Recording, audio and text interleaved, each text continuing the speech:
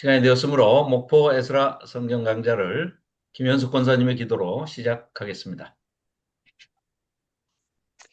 사랑이신 하나님, 오늘도 새날 가운데 다 일과를 마치고 또 귀한 우리 에스라 공부로 한 자리에 모이게 해주신 하나님 너무나 감사드립니다. 늘 아멘. 하나님 말씀을 가까이 할 수 있는 이 시간이 있기에 우리가 또 주님 말씀을 보게 하시고 듣게 하시고 깨닫게 해주셔서 너무나 감사드립니다. 아멘. 계속해서 마가복음 배웠는데 오늘은 이 시간에 총정리로 마가복음 듣고자 합니다. 준비해 주신 우리 조집사님이 함께 하셔서 이 시간 안에 한 권을 쫙 우리에게 가르쳐 줄 수 있는 은혜를 허락하여 주시옵소서. 아멘. 감사드리며 우리 주 예수 그리스도 이름으로 기도드립니다. 아멘. 아멘.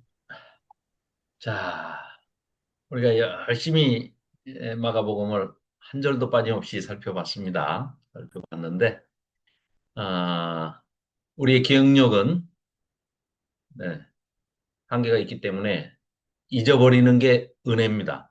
사실은 잊어버리고 늘 그래서 볼 때마다 처음 보는 것 같고, 어, 또 안 보이던 것이 보이고 들리고 이게 얼마나 은혜가 되는지 모르겠습니다.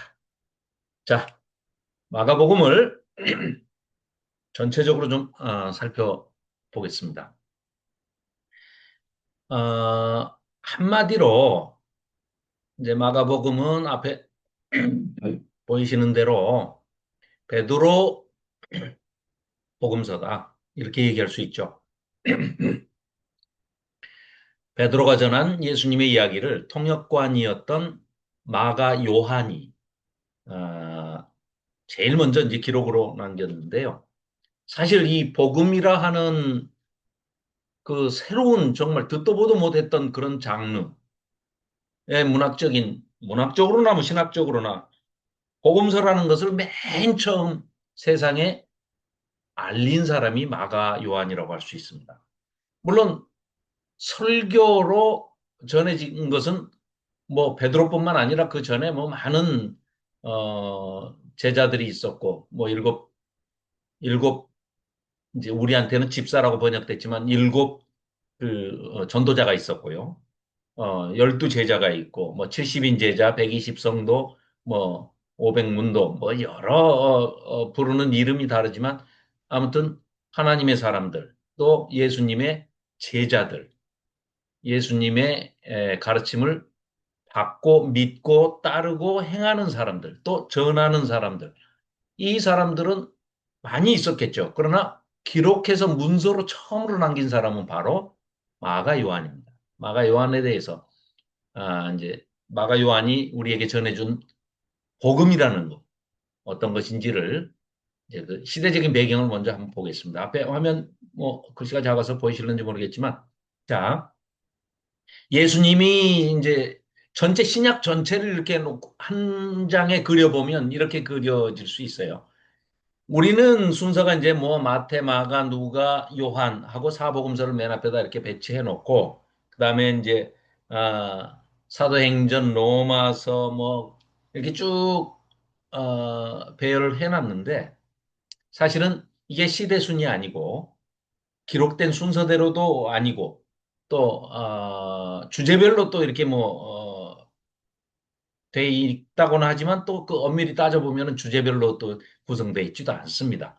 그래서 이거를 한눈에 우리가 알아보기 쉽게 구약할 때 우리가 했듯이 연대기 순으로 사건 중심으로 해서 주제를 중심으로 해가지고 다시 재배열을 해서 살펴보면 우리가 훨씬 더 이해가 빠르겠다 싶어서 다시 이렇게 정리를 했는데요. 자, 이렇게 보시면 아주 간단합니다. 자, 예수님이 태어나셨고 예수님보다 6개월 먼저 세례 요한이 나타나서 내 뒤에 오실 분, 즉 예수님을 미리 예표하면서 외쳤죠. 그런데 엄청난 그 외침이 있었단 말이죠. 이따도 살펴보겠지만 세례 요한이 와서 외친 것은 회개하라 이 독사의 새끼들아. 즉 독사의 새끼들이라는 것은 마귀의 자식들이라는 얘기입니다. 너희들이 이스라엘 백성이라고 유대인이라고 우리는 제사만, 동물만 잡아서 제사만 드리면 우리는 구원받을 거야. 천국 갈 거야.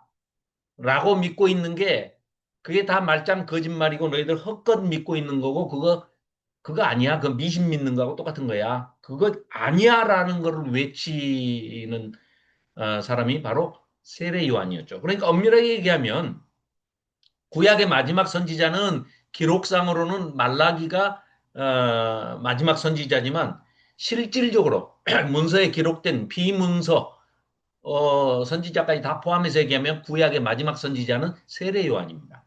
그래서 그 세례 요한이 와가지고 예수님을 소개하고 예수님과 바톤 타치를 딱 하고 그다음에 세례 요한은 순교를 하죠. 목이 잘려서 죽는단 말이에요. 그러고 구약 시대가 끝나는 겁니다. 그리고 바톤 타치를 하고 신약 시대가 열리는 것은 예수님이 공생의 사역을 세례 요한으로부터 세례를 받고 공생의 사역을 시작을 하면서 신약의 시대가 열리는 것이죠. 자, 여기까지 뭐 우리가 다 충분히 잘 아는 내용이기 때문에 그래서 자, 그러면 굉장히 중요한 얘기인데요. 이건 이제 뭐, 이런 얘기를 이제 하는 분들이 많지 않아서, 이제 소개해 드릴 텐데, 뭐 생소하실 수도 있어요. 그러나 이게 딱 맞는 얘기입니다. 누가복음을 왜 누가가 썼고, 누가가 전하고자 하는 복음, 예수님 이야기는 도대체 그냥 압축해가지고 엑기스로 딱 해서 한 문장으로 얘기하면 뭐냐? 도대체 마가복음은 뭐야? 라고 질문을 던졌을 때 누가가 참 죄송합니다. 마가예요, 마가. 지금 마가가 마가가 전하고 싶은 이 첫 번째 복음서 기록된 복음서에서 말하고 싶은 게 뭐였느냐? 메시아가 오는데 그리스도가 오셨어. 그런데 그분이 하나님의 아들이신데 우리를 구원하러 오셨는데 그 방법이 조금 희한해. 이 지금 마가가 전하고자 하는 그 복음이 내용입니다. 복음의 내용이 오셔가지고 우리가 생각하는 메시아 구원자는 구세주는 와가지고 다 싹 쓸어버리고 세례 요한의 말처럼 회개하라 이 독사의 새끼들아 마귀의 자식들아 회개하고 하나님 앞으로 나와라. 그래서 세례를 받고 물로 세례를 받고 내 뒤에 오시는 구세주 메시아 예수님으로부터 성령 세례를 받아서 너희들이 하나님 앞에 나아갈 때 구원이 있다. 그게 구원이야. 이제부터는 저 성전은 없어져. 동물 제사 없어져. 유대인만 구원받아. 그런 거 없어. 예수님을 구세주로 받아들이고 예수님의 말씀, 가르침을 배우고 지켜 행하는 것이 천국이야. 그게 천국이야. 이 얘기입니다. 그런데 그분이 로마를 다 뒤집어 엎고 죽이고 승리해서 쟁취를 하는 게 아니고 십자가에 달려서 죽는 것이 구원이야. 동물 대신 하나님의 아들 하나님이 동물 대신 잡혀가지고 대속제물로 십자가에 걸려서 죽임을 당할 거야. 그런데 이제 그 이어지는 복음은 이겁니다. 그 예수님이 스스로 내가 그래, 내가 하나님의 아들인데, 그래, 내가 그리스도고 내가 메시아야. 그런데 나는 십자가에서 죽을 거야. 세 번이나 제자들한테 얘기를 하죠. 그래서 그래도 제자들은 전혀 관심이 없어요. 이상한 소리를 하시는구나. 이렇게만 생각을 하지 이들은 매치가 안 되는 거예요. 즉 예수님이 누구신지도 몰랐고 아무리 기적을 행해도 그 기적을 보면서도 무지했기 때문에 알지 못했어요. 무지하면 오해하게 돼 있죠. 제가 맨날 그 칠거지약 얘기 과거에는 막 신약할 때 많이 했는데 무지하면 무지하니까 오해하고 오해하면 편견을 갖게 되고 편견을 가지고 있는데 삐뚤어진 생각을 가지고 있으면서 거기에 고집까지 부려요. 내 생각이 옳아 그러고 윤석열이 같이. 그러면은 고집 자, 무지하고 무지해서 오해하게 되고 오해한 것을 삐뚤어졌는데 그게 편견을 가지고 그 편견이 맞다고 고집을 부려요. 거기다가 알려고를 하지 않고 태만하고 나는 다 알아 그러면서 교만하고 거기다가 고집 아니 저 욕심까지 부리면 이게 칠거지약입니다. 무지와 오해와 편견과 거짓과 교만과 태만과 욕심. 이 일곱 가지가 딱 얼버무리면 그 사람은 무시험으로 시험 안 봐도 바로 수석으로 지옥으로 갑니다. 합격이에요. 그러니까 예수님 오셔서 계속해서 시작을 한 게 무지. 그러니까 영생은 말이야. 영생은 뭐냐 하면 하면서 예수님이 이상한 말씀을 하시죠. 하나님을 아는 게 영생이야. 영원히 오래 사는 거 그거 아니고 영생이 뭐냐 하면 하면서 그러니까 하나 예수님이 오셔서 영생의 개념을 우리에게 설명해 주실 때 그 영생의 개념이 천국이고 그 천국의 개념이 하나님이 통치하시는 거고 하나님이 우리와 함께 하시고 예수님이 오셔서 우리에게 가르쳐 주셨던 임마누엘 동행하시는 함께 하시는 그 나라가 천국이고 하나님의 나라고 하나님을 아는 것이 영생이다. 이렇게 우리에게 설명을 해 주셨지 않습니까? 자, 이런 공생의 사역을 쭉 외치는데 제일 먼저 쓰인 게 복음서에서는 마가복음인데 실질적으로 신약에서 책에서는 요 앞에 보이시는 데살로니가 전서 후서가 제일 먼저 쓰였다. 이렇게 봅니다. 그런데 또 어떤 학자들은 갈라디아서가 먼저 쓰였다 해가지고 자기들끼리 싸우는데 자기들끼리 지금 수백 년 동안 싸우고 있거든요. 그러니까 냅두고 싸우라고 냅두고 걔네들은 아무 우리하고는 중요하지 않아요. 뭐 북갈라디아서, 남갈라디아서 백날 해봐야 그 아무 의미 없는 얘기고요. 아, 그래. 데살로니가 전서가 먼저 쓰였는지 갈라디아서가 먼저 쓰였는지는 모르겠지만 둘 중에 하나는 제일 먼저 쓰여진 신약이다. 그건 맞아요. 그 다음에 이제 살고갈롬 하든지 살갈고롬 하든지 그거는 예, 요 바울의 서신이 1차 전도 여행, 2차 바울은 예수님 얼굴 살아 계실 때 공생애 때 한 번도 본 적이 없는 제자입니다. 그런데 그럼 뭐 예수님 보지도 못했는데 어떻게 제자라고 할 수 있느냐? 예, 예수님이 인쳐 주셨어요. 제자라고. 대신 바울은 확실하게 예수님을 만나긴 만났는데 살아생전에는 못 만났고 부활하신 그러니까 하늘로 승천하신 4년 뒤에 부활하신 예수님을 정면으로 그냥 딱 만난 겁니다. 그래서 그거는 뭐 누구나 다 인쳐 주시기 예수님이 인쳐 주셨기 때문에 그건 의심할 수가 없어요. 그러니까 바울은 예수님의 제자 맞습니다. 살아생전에는 만난 적이 없지만. 자, 어쨌거나 그 바울 사도가 바울이 쓴 책들이 이렇게 데살로니가 전서후서, 갈라디아서, 그다음에 고린도 전후서, 로마서, 그리고 우리가 흔히 옥중서신이라 하는 이게 옥중에서 쓰여진 게 아니라 셋집에서 셋집에서 2년 동안 있으면서 바울이 쓴 책이 골몬, 앳빌, 골몬, 뭐, 아무렇게나 하셔도 돼요. 이 네 권의 책이 이제 로마 서신이다. 이렇게 얘기를 합니다. 로마의 셋집에 갇혀져 있었으니까. 이때는 감옥에 들어간 게 아닙니다. 자, 이때쯤에 쓰인 게 마가복음과 그 후에 이 마가복음을 토대로 해서 마태복음, 누가복음이 어서 오세요. 하영자 전도사님. 반갑습니다. 죄송합니다. 괜찮습니다. 예. 어서 오십시오. 네. 자, 그래서 이때 쓰여진 책이 복음서로는, 그러니까 살갈고롬 아니면 살고갈롬 해도 아무 상관없어요. 바울 서신이 1차, 2차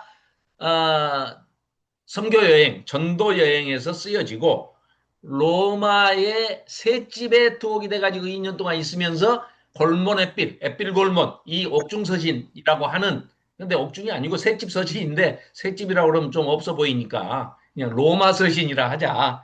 이제 해서 로마에 있을 때 2년간 셋집에 갇혀 있으면서 쓴 책이 앳빌 골몬이다. 이렇게 하고 그 즈음에 마가복음이 복음서 중에는 제일 먼저 쓰였다. 그리고 그 마가복음을 기초로 뼈대로 해가지고 마태복음이 쓰여지고 이방인인 누가가 그걸 보고 또 다시 자기 나름대로 이 사람은 의사면서 역사가면서 아주 그 글을 잘 쓰는 그 사람입니다. 그렇기 때문에 이제 이방인인 누가가 이제 복음서를 정리를 했죠. 그리고 요한복음은 여기 이제 색깔은 똑같이 이제 녹색으로 돼 있지만 좀 맨 뒤에 90년에서 100년 그 사이에 지금 요한복음은 나중에 총정리해서 쓴 것이고 요 뒤에 5권 요한 1서, 요한 2서, 요한 3서, 요한 계시록 이제 다음 주에 우리가 할 요한 계시록 요한 계시록 2시간짜리로 정리하느라고 지금 열심히 하고 있습니다. 뭐 거의 다 했는데 아무튼 다음 주에 이제 우리가 만날 계시록까지 해서 이 요한서신 5권이 이때 마지막에 뒷뚜껑을 딱 장식을 하죠.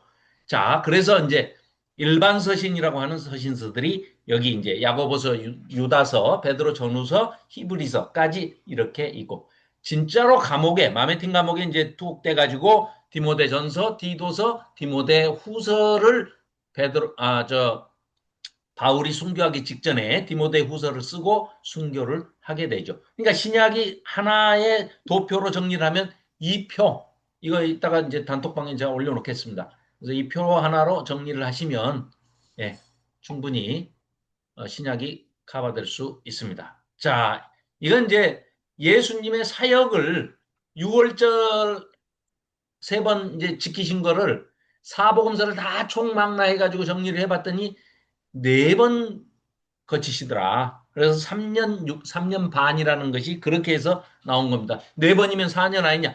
그게 아니고 우리가 일주일을 주일을 2번 예배를 했다 해도 14일이 아니라 8일 동안 해도 처음과 끝에 주일이 끼어 있으면은 8일간에도 주일을 2번 거칠 수 있잖아요. 그런 원리하고 똑같은 얘기입니다.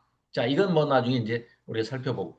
자, 드디어 이제 사복음서 비교 대조 한번 쭉 전체를 살펴보겠습니다. 자, 마태복음이 강조하는 것은 유대인인 세리 마태, 직업은 세리. 예. 그리고 이름은 유대식 이름은 레위. 레위족 레위 지파예요. 그래서 레위예요. 마태 이름이. 그리고 직업은 세리. 이 유대인이 유대인들에게 전하는 복음으로 마태복음을 마가가 쓴 지금까지 우리가 살펴봤던 마가 복음을 거의 90% 이상 싱크로율이 똑같습니다. 그냥 뭐 아주 그대로 기초로 해가지고 뿌리로 해가지고 뼈대로 해가지고 마가복음을 뼈대로 해서 쓴 거예요. 대신에 대상이 다르죠. 마가복음은 로마에 있는 기독교인 크리스찬들을 향해서 쓴 것이고 로마에 있는 로마의 기독교인들을 위해서 쓴 책입니다. 그런데 마태는 유대인이 유대인에게 설명을 하면서 그래서 족보가 나오는 거예요. 유대인이 제일 중요하게 생각하는 게 족보 아닙니까? 족보. 나로 말씀드릴 것 같으면 말이야. 김해김 씨, 뭐 김수로 왕의 몇 대 후손으로서 뭐 어쩌고 저쩌고 뭐 하죠. 뭐 박혁거세 박 R에서 나왔다고 막 이상한 소리 하고 뭐 그러잖아요. 그러듯이 유대인들도 마찬가지입니다. 유대인들이 제일 중요시하는 게 족보예요. 그러니까 유대인 예수님을 딱 소개를 하면서 아브라함과 다윗의 자손 예수 그리스도의 계보라 족보를 딱 소개하는 게 마태복음 아닙니까? 근데 이 마가복음은 족보가 왜 없다고요? 로마 사람들한테 예수님의 복음을 전하는데 족보 얘기하면 다 읽지도 않고 다 펴보지도 않죠. 그러니까 아예 족보를 생략해 버리는 겁니다. 자, 그래서 마가복음은 예수님을 소개를 하는데 로마에 있는 로마 교회의 그 이방인들한테 예수님을 뭐라고 소개하느냐? 아까 제가 쭉 마가복음을 한마디로 정의해서 얘기할 때 뭐라고 그랬습니까? 와서 우리를 구원을 하시기는 하시는데 죽어서 구원하시는 분이다. 자기 자신이 희생 제물로 대속 제물로 하나님께 바쳐져 가지고 십자가에서 죽음으로써 우리를 구속한다. 야, 죽어버리면 끝나는 거 아니냐? 그 죽음을 하나님께서 확증시켜주는 십자가의 죽음이기 때문에 부활이라는 게 있어. 그래서 예수님도 돌아가시기 전에, 십자가에 돌아가시기 전에 세 번이나 내가 십자가에 죽었다가 3일 만에 다시 다시 부활할 것이다. 다시 성전으로 지어질 것이다. 세 번이나 강조하셨죠. 그러하듯이, 어, 이게, 네네네. 한 분이 더 들어오셨는데, 어. 자, 네. 그래서 마가복음은 마태복음하고는 이제 좀 다르죠. 대상이 누구라고요? 로마인들이에요. 로마 교회에 있는 기독인들을 향해서 예수님을, 복음을 전하고 있기 때문에, 예수님을 소개하고 있기 때문에 섬기시기 위해서 종으로 오신, 그러니까 그 당시에는 복음이라는 장르가 처음 소개되는 책이 마가복음인데, 마가복음이라는 게 세상이 도무지 이해가 안 가는 이야기로 시작을 한다는 거죠. 너희들을 구원하는데 제 죄에서 구원을 하시기는 하시는데 죽어서 십자가에 희생제물이 돼서 구원하신단다 라고 소개를 하는 책이 섬기시기 위해서 종으로 오신 예수님이다. 대상은 누구냐? 천하 만민을 부르시러 오셨다. 이런 얘기입니다. 누가복음은 죄인의 친구로 오신 예수님. 그리고 누가가 아까 직업이 의사라고 그랬지 않습니까? 그러니까 생물학적으로 의사는 정확하게 판단을 합니다. 예수님이 누구냐? 여인의 후손으로 오셨어? 하고 어머니 쪽 계보를, 마리아의 계보를 쫙 따지고 들어갑니다. 의사 맞죠? 생물학적으로 정확하게 의사로서 여인의 후손으로 오신 예수님을 증명하고 있어요. 자, 요한복음은 차원이 완전히 다릅니다. 그래서 마태, 마가, 누가는 공관복음이다. 공통된 관점에서 그 복음서를 정리한 책이 물론 대상은 다 다르지만 공관복음이라고 한다 하면 요한복음은 전혀 다른 차원이 완전히 다른 책입니다. 나중에 이제 요한복음도 하겠지만 하나님의 아들이신 예수님, 하나님의 아들 하나님이시다. 그러니까 쉽게 얘기하면 뭐예요? 예수님은 사람은 사람이신데 하나님이야. 이게 지금 요한이 하고 싶은 얘기예요. 그럼 어떻게 세상에 인간이 돼가지고 하나님이 어떻게 오신다냐? 그럼 야 하나님이 창조하실 때 뭘로 창조했었어? 뭐 흙으로 막 손으로 조각가가 빚듯이 빚어가지고 이렇게 창조하셨냐? 아니잖냐? 창세기 봐라 창세기 모세오경 토라 시작이 뭐냐 시작이 태초에 말씀이 계시는데 하나님이 말씀으로 온 우주와 삼라만상을 다 창조하셨지 않냐? 그러니 하나님께서 말씀으로 창조하시듯이 그 말씀이 육신이 돼가지고 성육신 하셔서 눈에 안 보이는 말씀이 눈에 보이는 말씀이 돼서 오신 분이 바로 예수님이시고 그러니까 인간이시면서 하나님이시고 하나님이시면서 인간이신 참 하나님이시면서 참 인간이신 그분이 바로 예수 하나님이시다. 이게 지금 사복음서가 얘기하고 있는 주장하는 바가 칼라가 색깔이 다 다르긴 하지만 같은 문제. 같은 문제는 뭐예요? 예수님이 하나님이시고 하나님이 이 땅에 오셨는데 왜 오셨느냐? 우리를 구원하러 오셨다.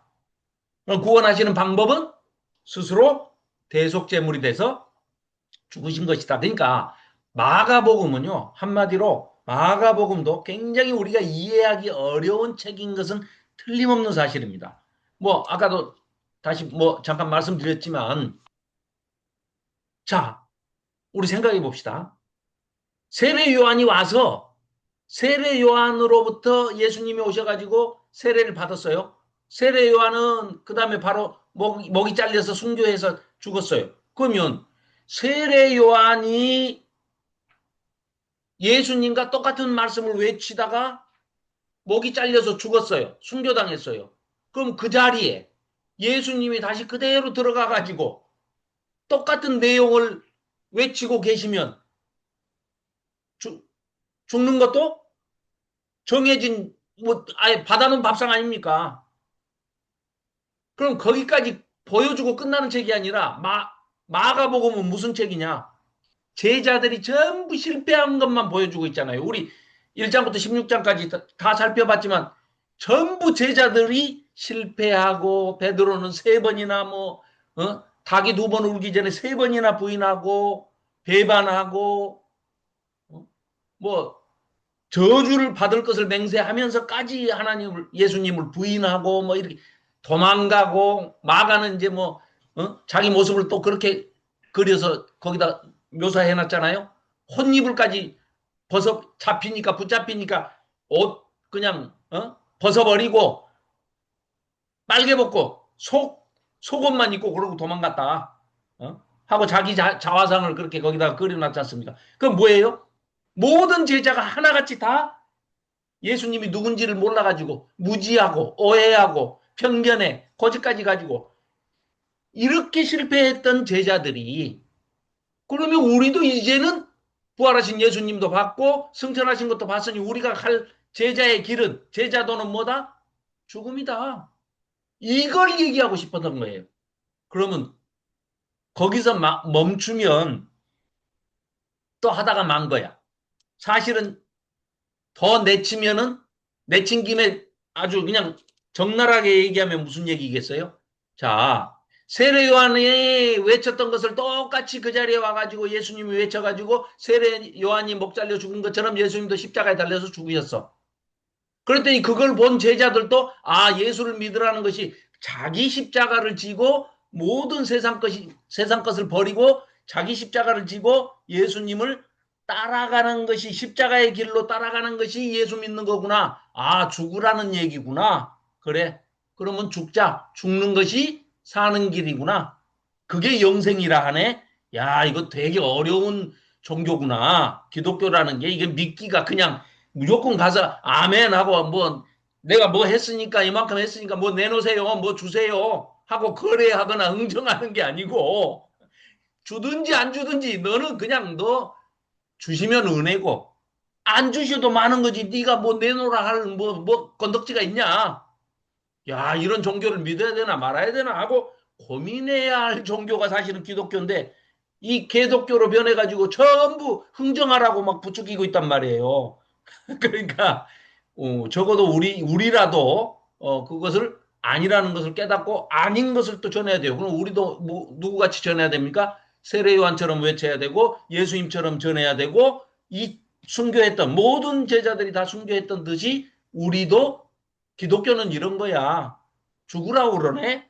예수님 따라서 죽으라고 그러네. 예수님도 똑같이 세례 요한 죽은 거 보고 그 길로 가가지고 십자가에 달려서 죽으셨듯이 온 제자들도 다 순교 당했네.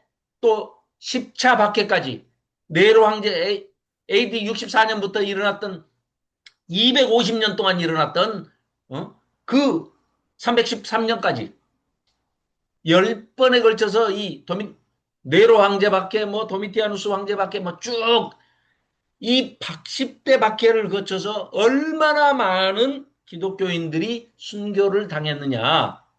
그게 보여주는 게 뭐다. 그 사람들이 어떤 믿음이 있기 때문에 이렇게 자기 목숨을 버려가면서까지 예수님을 믿고 그 십자가의 길로, 죽음의 길로 다 순교의 길로 갔을까. 이거를 생각해 보면 지금 믿고 있는 우리도 이제 지금은 시대가 바뀌어가지고 예수 믿는다고 죽이고 이런 사람은 없잖아요. 그렇기는 하지만 그러니까 순교당할 일은 없기는 하지만 적어도 예수를 믿는다, 기독교인이 된다, 크리스찬이 되는 길, 십자가의 길을 가는 사람들은 손해보고 살아야 되는 것은 당연하다. 그러니까 세상 사람들이 볼 때 참 멍청한 사람들이다. 이러면 잘 믿고 있는 거고 아주 약삭 빨라가지고 말만 무늬만 기독교인이고 자 이건 이제 그 다음 얘기는 생략하겠습니다. 자 누가복음을 이제 아니 마가복음 자꾸 누가복음이라네. 마가복음을 이제 전체적으로 한번 살펴보겠습니다. 자 마가 요한이 누구냐? 마가 요한은요. 마가라는 우리말로는 마가 그랬지만 마르코스예요. 마르코스. 이게요. 로마식 이름입니다. 라틴어 이름이에요. 라틴어. 자, 우리가 알고 있는 바울 있죠. 바울. 바울은 헬라식 이름이 바울이에요. 그리스식 이름이 파울로스. 파울로. 바오로. 원래 바울은 원래 유대 히브리 이름이 사울이잖아요, 사울. 그래서 사울이었던 바울, 바울이었던 사울, 뭐 이렇게 얘기하잖아요. 이 마가 요한은 마르코스는 한 단계 더 나가버렸어. 헬라식에서 더 넘어가가지고 이제 로마식 이름을 갖고 있는 사람이에요. 무지하게 진보적이죠. 그러니까 아주 급진주의자죠. 그럼 마르코스, 뭐, 이 라틴어 이름을 가진 로마식 이름을 가진 정도로 이제 그 개방적인 사람이고, 바나바의 조카입니다. 바나바. 바르 바나스, 위로의 아들. 바나바의 조카이고, 또 로마의 뭐 마가의 다락방 우리 너무나 잘 알죠. 2층 집. 아주 어마어마한 부자 집 아들이거나 뭐 상속을 받았으면 그, 그 자기 재산이죠. 자기가 주인이죠. 자, 그런데 또 이제 1차 전도 여행 때 우리가 잘 알다시피 어 페르가마 버가에서 포탈 쌓고 가버렸잖아요, 집으로. 그러니까 또 뭐 그걸 가지고 뭐 부잣집 아들이어서 뭐 타우루스 산맥이 너무 높으니까 그걸 넘어가기 뭐 싫어서 뭐 집으로 돌아가 버렸다 뭐 요상한 얘기들을 주장하는 분들도 있는데 저는 노고 목사님의 주장을 100번 믿습니다. 왜냐? 골로새서에 마가 요한이 할레파라고 나오거든요. 그러니까 자 1차 선교 여행 때 바나바하고 바울하고 요한하고 뭐 다 같이 딱 갔단 말이에요. 1차 전도 여행을 갔는데 바울이 하는 걸 보니까 놀랄 일을 하고 있어요. 할레파의 생각은 뭡니까? 유대인들은 야 이방인들은 다 개야. 그러니까 구원 없어. 이렇게 살다가 그나마 예수님 때문에 이방인도 구원이 있단다. 거기까지 받아들여. 오케이. 그래 이방인도 그래 구원 받을 수 있는 거 예수님 때문에 우리 그거 믿게 됐어. 대신에 유대인만 구원이 있으니까 이방인도 구원을 받으려면 이방인이 유대인이 되는 정결례 행사를 해야 돼. 그게 뭐예요? 할례를 하고 유대인이 돼야만 거봐. 네가 유대인 되니까 할례 받아서 유대인이 되니까 유대인도 이방인도 유대인이 돼서 구원을 받는 거야. 그러니까 이방인도 구원을 받는 거야. 이게 할례파의 주장이거든요.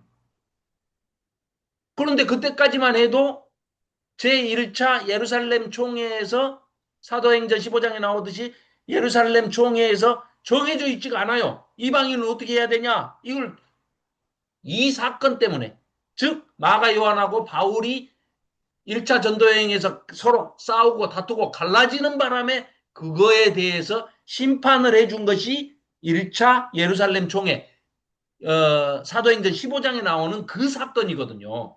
그 사건의 계기가 된 것입니다. 부잣집 아들에서 도망간 게 아니고 할례파라서 마가 요한이 그냥 다일렉트로 막 이방인들한테 할례도 안 주고 유대인이 되는 결례도 안 받고 무조건 그냥 물세례 주고 그냥 끝. 다 구원받았다고 해버리는 거거든요. 바울이. 그래서 도저히 나는 그 꼴을 못 봐주겠다 하고 가버린 거예요. 보따리 싸가지고 중간에 선교여행 때. 그러니까 또 바울 입장에서는 어떻겠어요? 바울도 아주 뒤끝이 아주 장렬하는 사람인데 저런 싸가지 없는 놈이 있는가? 어? 마가 요한 저는 할레파 아주 내가 제일 싫어하는 놈들이 할레파인데 할레파가 저게 따라와가지고 이렇게 기분 나쁘게 하고 일행 깽판 놓고 가버렸다. 해가지고 2차 전도 여행 때는 어떻게 합니까? 안 데리고 가잖아요. 그래서 완전히 두 팀으로 갈라서 버리는 거 아닙니까? 자, 그랬던 적이 있었던 그 당사자가 지금 이 마가 요한이라는 거죠. 자, 그래서 그런 이제 그때 바울은 나 바나바 너하고 저 요한하고 같이 안 가. 마가 요한하고 안 갈 거야. 하고 자기는 신라를 데리고 그냥 자기 고향으로 가버려요. 길리기아 다소 쪽으로 북쪽으로 쫙 올라가 버립니다. 안디옥 교회에서. 그러니까 이제 할 수 없이 바나바는 마가 요한 자기 조카니까 데리고 구브로로 이제 자기 고향으로 가죠. 키프로스로 섬으로. 자 이렇게 해서 두 팀으로 갈라지게 되죠. 그때 이제 바나바 얘기가 그 뒤로 이제 어디에 기록이 잘 안 나와요. 그러니까 바나바는 일찍 순교를 당한 것 같아요. 그러고 난 다음에 이제 베드로의 통역원으로 이제 바울이 수행을 하는. 그래서 나중에는 이제 바울까지도 수행을 했던. 그러니까 이 캐리어로 본다면은 바나바 자기 외삼촌이니까 자기 엄마의 이제 남동생이죠. 그러니까 외삼촌 바나바 수행했죠. 또 바울도 수행을 했죠. 베드로도 수행을 했던 유일한 사람이 바로 마가 요한입니다. 자, 그리고 이제 할례파였지만 하나님의 일을 함께 예루살렘 총회에서 사도행전 15장에서 결론을 맺어주니까 그 결론대로 이제 따르면서 수행을 하게 되죠. 자, 그래서 마가복음은 모든 복음서의 기초가 되는 원복음서의 역할을 하고 있다. 뼈대가 된다. 뿌리가 되는 것이다. 자, 즉 내용은 베드로가 전한. 그래서 베드로가 이제 아람어 섞인 그 히브리 말로 설교를 하면 이 언어에 아주 능통했던 뭐 로마어, 헬라어, 뭐 아람어, 히브리어, 뭐 애굽말, 이집트말 뭐 이런 아주 언어 굉장히 많이 뭐 어떤 문헌에는 15개 언어를 구사했다고 그래요. 그리고 뭐 바울하고 마가 요한이 최소 9개국 언어 이상을 구사했던 그런 사람들이라고 그래요. 대단하죠. 자, 그랬던 이제 마가. 자, 마가복음은 이렇게 정리를 해볼 수가 있습니다. 앞에 보이시는 이 표로 정리를 하면, 자, 11장, 그러니까 1장부터 10장까지 크게 두 덩어리로 나눕니다. 1장부터 10장까지를 한 덩어리, 11장부터 16장까지를 후반부를 또 한 덩어리, 파트 1, 파트 2로 딱 두 부분으로 나눈다 하면, 첫째는 예루살렘을 향해서 가고 계시는 예수님이 예루살렘으로 가는 여정을 전체를 다 그리고 있는 것이 전반부. 그 다음에 후반부는 예루살렘에서의 사역과 마지막 십자가에 달리시기까지의 마지막 일주일간의 그 여정을 그리고 있다. 해서 그 전체 행적에 대해서도 얘기하지만 이거를 또 김명주 목사님이 또 이 정리를 하시는 것을 보면 내용에 있어서도 그 11장이 분기점이 돼가지고 1장부터 10장까지는 성령으로 섬기시는 종이신 예수님. 11장 이후부터 마지막 16장까지는 자기의 생명을 내놓으시고 대속제물로 바치시고 생명으로 죽기까지 섬기시는 예수님. 이렇게 내용으로도 또 해놨어요. 좋은 구분입니다. 그렇게 구분을 하시는 것도 굉장히 좋아요. 또 다른 학자는 어떻게 했느냐? 하나님의 아들 인자를 소개하는데 하나님의 아들 예수님을 소개하는데 전반부는 사역에 대해서 얘기하고 있고 후반부는 11장부터 16장까지는 죽음을 향해서 가고 있는. 그래서 제가 처음에 마가복음을 소개하면서 죽음에 관한 얘기, 뻔히 정해져 있는 죽음을 향해서 가는 그 길을 세례 요한도 갔고 예수님도 가셨고 그러면 그 실패했던 제자들도 앞으로 갈 것이다. 왜냐? 이게 쓰여진 시간이 아직 바울이 순교하기 전, 베드로가 순교하기 전에 쓰여진 책이거든요. 왜? 제일 먼저 쓰여진 복음서기 때문에. 그러니까 우리 제자들은 그러면 이 실패했던 제자들은 지금은 우리가 깨우치고 바르게 깨달아서 죽음을 향해서 우리도 가고 있다. 이게 제자의 길이고 제자도다라는 걸 지금 외치고 있는 거거든요. 그러니까 여러분들도 예수를 믿으려면 죽어라. 잘 죽어야 된다. 어떻게? 순교하는 게 잘 죽는 것이다. 이 얘기가 하고 싶은 거거든요. 그런 책이 마가복음입니다. 그래서 가장 포인트가 되고 핵심이 되는 키 센텐스가 10장 45절입니다. 앞에 보시면 요 파란 글씨로 이렇게 해놓은 거. 인자가 온 것은 섬김을 받으려 함이 아니라 도리어 섬기려 하고 자기 목숨을 많은 사람의 대속물로 주려 함이니라. 예수님이 왜 오셨다고요? 대속 제물로 자기 목숨을 바쳐서 죽기까지 그리스도인들을 섬기고 구원시켜 주시기 위해서 이 땅에 오신 것이다. 고난받는 종. 그러니까 인용하는 그 구약에서 차용해가지고 예수님께서 하시는 뭐 인용해서 쓰시는 많은 말씀들이 이사야서, 시편 이런 데서 굉장히 많이 인용해서 쓰고 계십니다. 사용하고 계세요. 스가랴서도 나오고 뭐 이런 구약의 많은 내용들이 나오는데 전부 하나같이 포인트가 뭡니까? 고난받는 종에 대해서 얘기를 하시는 거예요. 그러니까 이게 갑자기 생뚱맞은 게 아니라 안 믿고 싶은 거예요. 우리는 항상 뭐 유대인뿐만이 아니라 우리 인간이면 누구나 다 믿고 싶은 대로 믿고 싶고 자기 좋은 것만 보이게 되고 눈에 보이는 것이고 듣기 좋은 말만 들리고 기억에 남는 것이지 안 듣고 싶은 거 잊어버린 거예요. 구약에서 누누이 얘기를 했던 것이 고난받는 종에 대해서 그렇게 많이 얘기를 했는데도 그건 안 들려. 그리고 기억이 안 나. 기억이 안 나고 아니 제자들 보세요. 예수님은 지금 십자가지로 이제 죽으러 가고 계시는데 제발 기도 좀 해라. 세 번이나 부탁해도 기도 안 해. 콜콜 자고 있어. 나중에 내가 지금 죽게 생겼다. 심히 고민된다. 하는데 그건 아주 전혀 뭐 관심도 없고 자기들끼리 뭐라 그래요? 누가 크냐? 크긴 뭐 누가 커? 키가 거기서 다 2m 이하지. 어?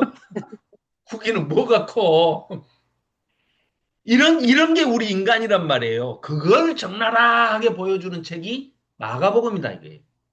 그러면서 당신들도 예수를 믿으려면 우리처럼 실패했더라도 우리가 이제라도 정신 차려가지고 우리 제자들이 이제 다 죽음의 길로 이 고난을 잘 견디고 있으니 당신들도 다 내려놓고 자기 십자가를 지고 예수님을 믿어서 어떠한 고난과 환란이 닥친다 하더라도 그런 일들이 생겼을 때 혹시 그 일 때문에 내가 고난을 받아가지고 거기에 대한 보상이 전혀 뭐 안 주어진다 하더라도 나는 기꺼이 그 길을 가겠노라 하고 가면 상 주시면 은혜고 상을 안 주셔도 네가 뭐 당연히 나 상 받을 만한 일을 했으니까 상 내놓으세요 하고 네가 뭐 악쓸 거 있냐 뭐 그거 없지 않냐 그러니까 너는 그냥 그러려니 하고 십자가를 져라 그게 사실은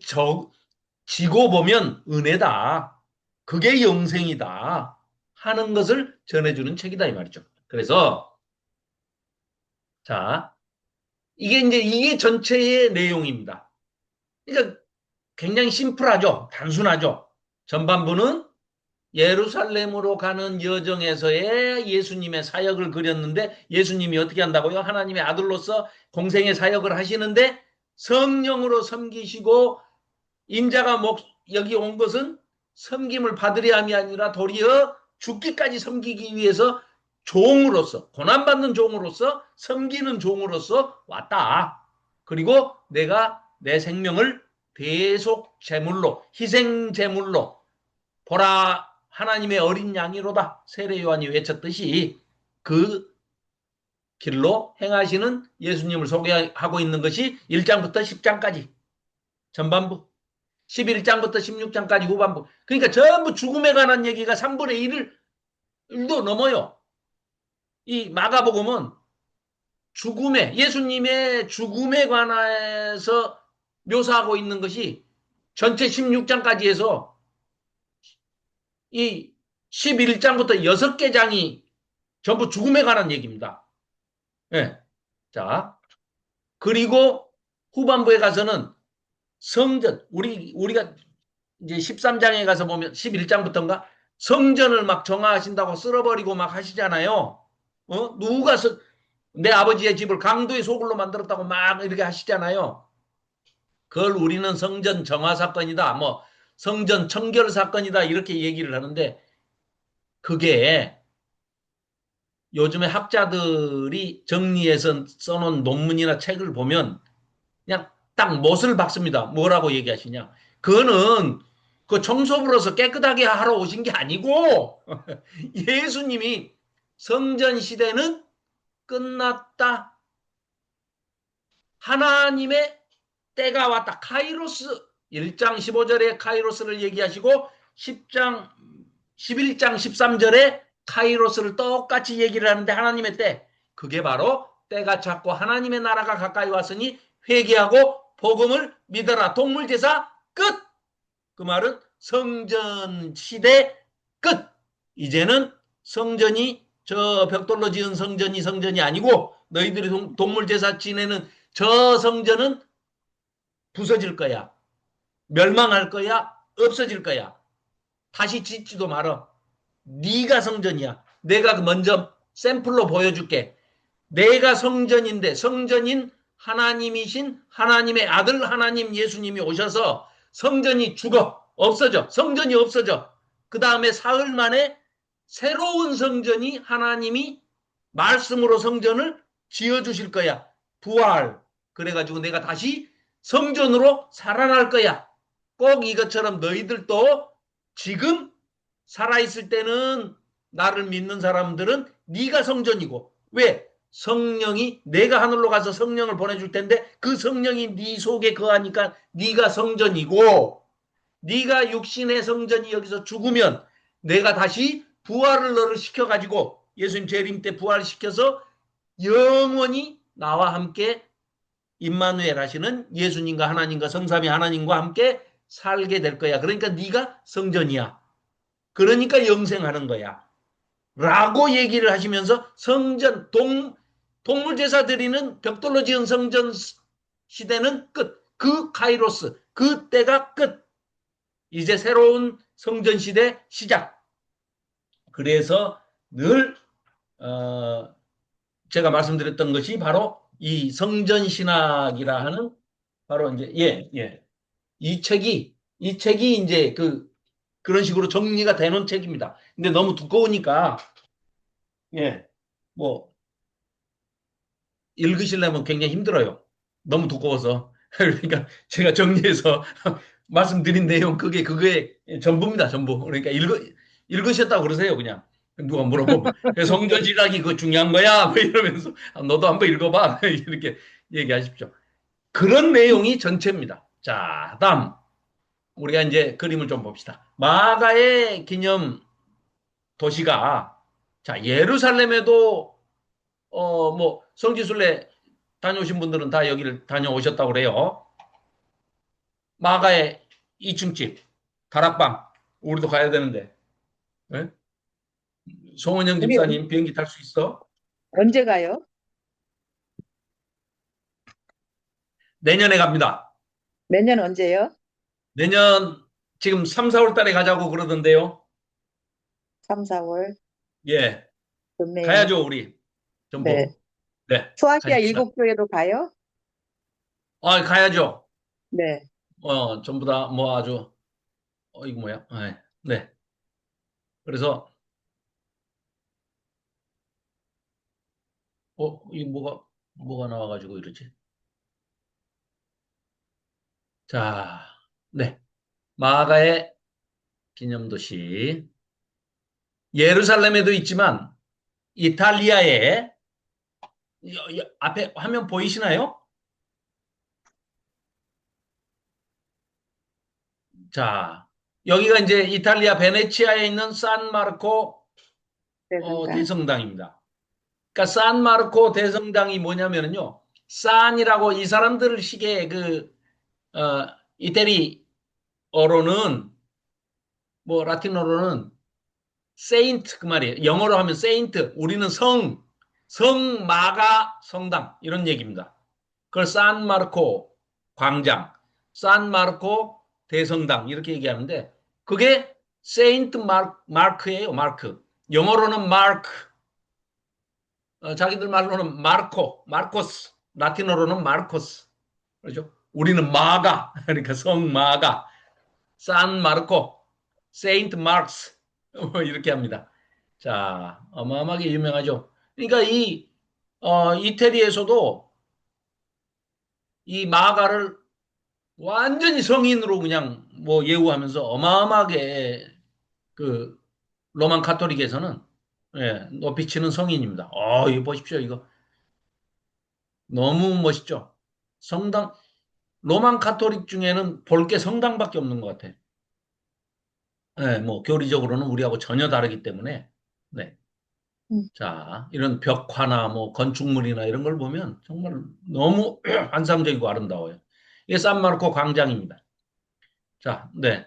그리고 또 이 마르코 마가에 대해서 자, 제일 먼저 예루살렘에 가면 마가의 다락방 2층 집이 있고 거기 뭐 입장료 내고 물론 유대교한테 돈 바치고 2층에 올라가서 기독교인들은 그 2층 집 구경하고 나온다 하지만 어, 아까 이태리 베네치아 가면은 또 아까 그 대성당이 있고 광장이 있고 뭐 어마어마하죠. 마르코스에 대해서 아주 그냥 우상화 해놨어요. 원래 우상화하는 종교가 로만 카톨릭이니까 그렇다 치지만 이집트의 알렉산드리아를 가도 보십시오. 이게 지금 성마가 아까 세인트 마크의 이 기념교회입니다. 어마어마하죠. 그러니까 과거에 지중해 연안의 세계 3대 도시 하면은 로마, 그 다음에 이집트에 있는 알렉산드리아, 그 다음에 안디옥. 이렇게 세 도시가 세계 3대 도시였다고 그래요. 어마어마하죠. 세계에서 제일 큰 도서관이 또 여기 알렉산드리아에 있었고. 지명 이름이 알렉산드리아니까 알렉산더 대왕을 기념해서 만든 헌정 도시입니다. 예. 자, 그리고 동영상은 이거는 가버나움에 대한 건데요. 거리, 건물 모든 있는 성지에 이런 공부를 할 수 이건 이제 있고요. 나중에 예, 동영상이랑 다 올려놓을 테니까요. 네, 나중에 이제 참고로 좀 보십시오. 제가 그 단톡방에 올려놓겠습니다. 이것도 이스라엘 기행에 대해서 갈릴리 가나에 와 있습니다. 예, 예수님은 아주 안식일에 성경 예수님께서 이곳에서 고쳐주셨습니다. 성경에 맞춰서 그 지붕을 지도하고 뚫고 같이 내려온 해가지고 이 침상을 뭐 내렸던 이렇게, 중풍병자 이곳에서 있어요. 고쳐주셨습니다. 네. 가버나움 회당. 자, 나중에 이제 이 동영상 다 올려놓을 테니까 한번 보십시오. 자, 다 우리 공부했던 건데요. 마가복음의 특징. 최초의 복음이다. 네, 그렇습니다. 프로토스 유앙겔리온. 최초의 복음이고. 굉장히 프라키스. 단순하다. 단순하다는 얘기는 뭐 윤석열이 같이 뭐 단세포적으로 뭐 단순해가지고 멍청하다 이런 뜻이 아니고 브라키스 그 말은 아주 엑기스만 꽉 짜가지고 짧은 글 안에다가 녹여놨다. 그러니까 복음서가 16장까지밖에 없는데 여기 있는 게 다 있단 말이에요. 다른 복음서에 보면은 특히 마태복음에 보면 90%가 넘습니다. 90%가. 예, 그런 정도예요. 그러니까 마가는 그 당시에 이제 굉장히 진보적인 사람이었고 할레파 아까 말씀 다 드렸던 내용입니다. 자, 그래서 또 굉장히 역동적인 복음이다 하는 거는 뭐냐? 유티스, 베드로의 성품과 언어 습관이 그대로 나오는 거죠. 곧, 즉시, 뭐, 빨리빨리, 뭐, 했던 그런 베드로의 성품이 그대로 나오죠. 그 다음에 놀라운 복음이다. 액담베오라는 뜻인데, 이거 이제 아주 어메이징한 거죠. 왜? 너무 받아들이기 어려워요. 왜? 세상에 우리를 구원하러 오신다는데 왜 갑자기 십자가에 달려서 죽냐 이거예요 또. 그 십자가 복음도 이해하기 어렵고 또 죽으면 끝나는 거 아니야 그랬더니 아니야. 부활 예수님을 하나님께서 부활하신 확증시켜 주심으로 인해서 부활을 시키신다는 거예요. 그래서 그 부활하시고 또 40일간 같이 보이다가 함께 생활하다가 승천하시는 이런 것들이 아주 놀라운 그런 복음이다. 해서 이 네 가지의 특징이 있다. 이렇게 보고. 아마 아까 그 라틴어 이름하고 그 배경, 할레파로서 도망갔던 배경 뭐 이런 것들 다 골로새서 4장 10절에 나와 있는 그런 내용들이다 하는 거 말씀드렸던 그런 내용들입니다.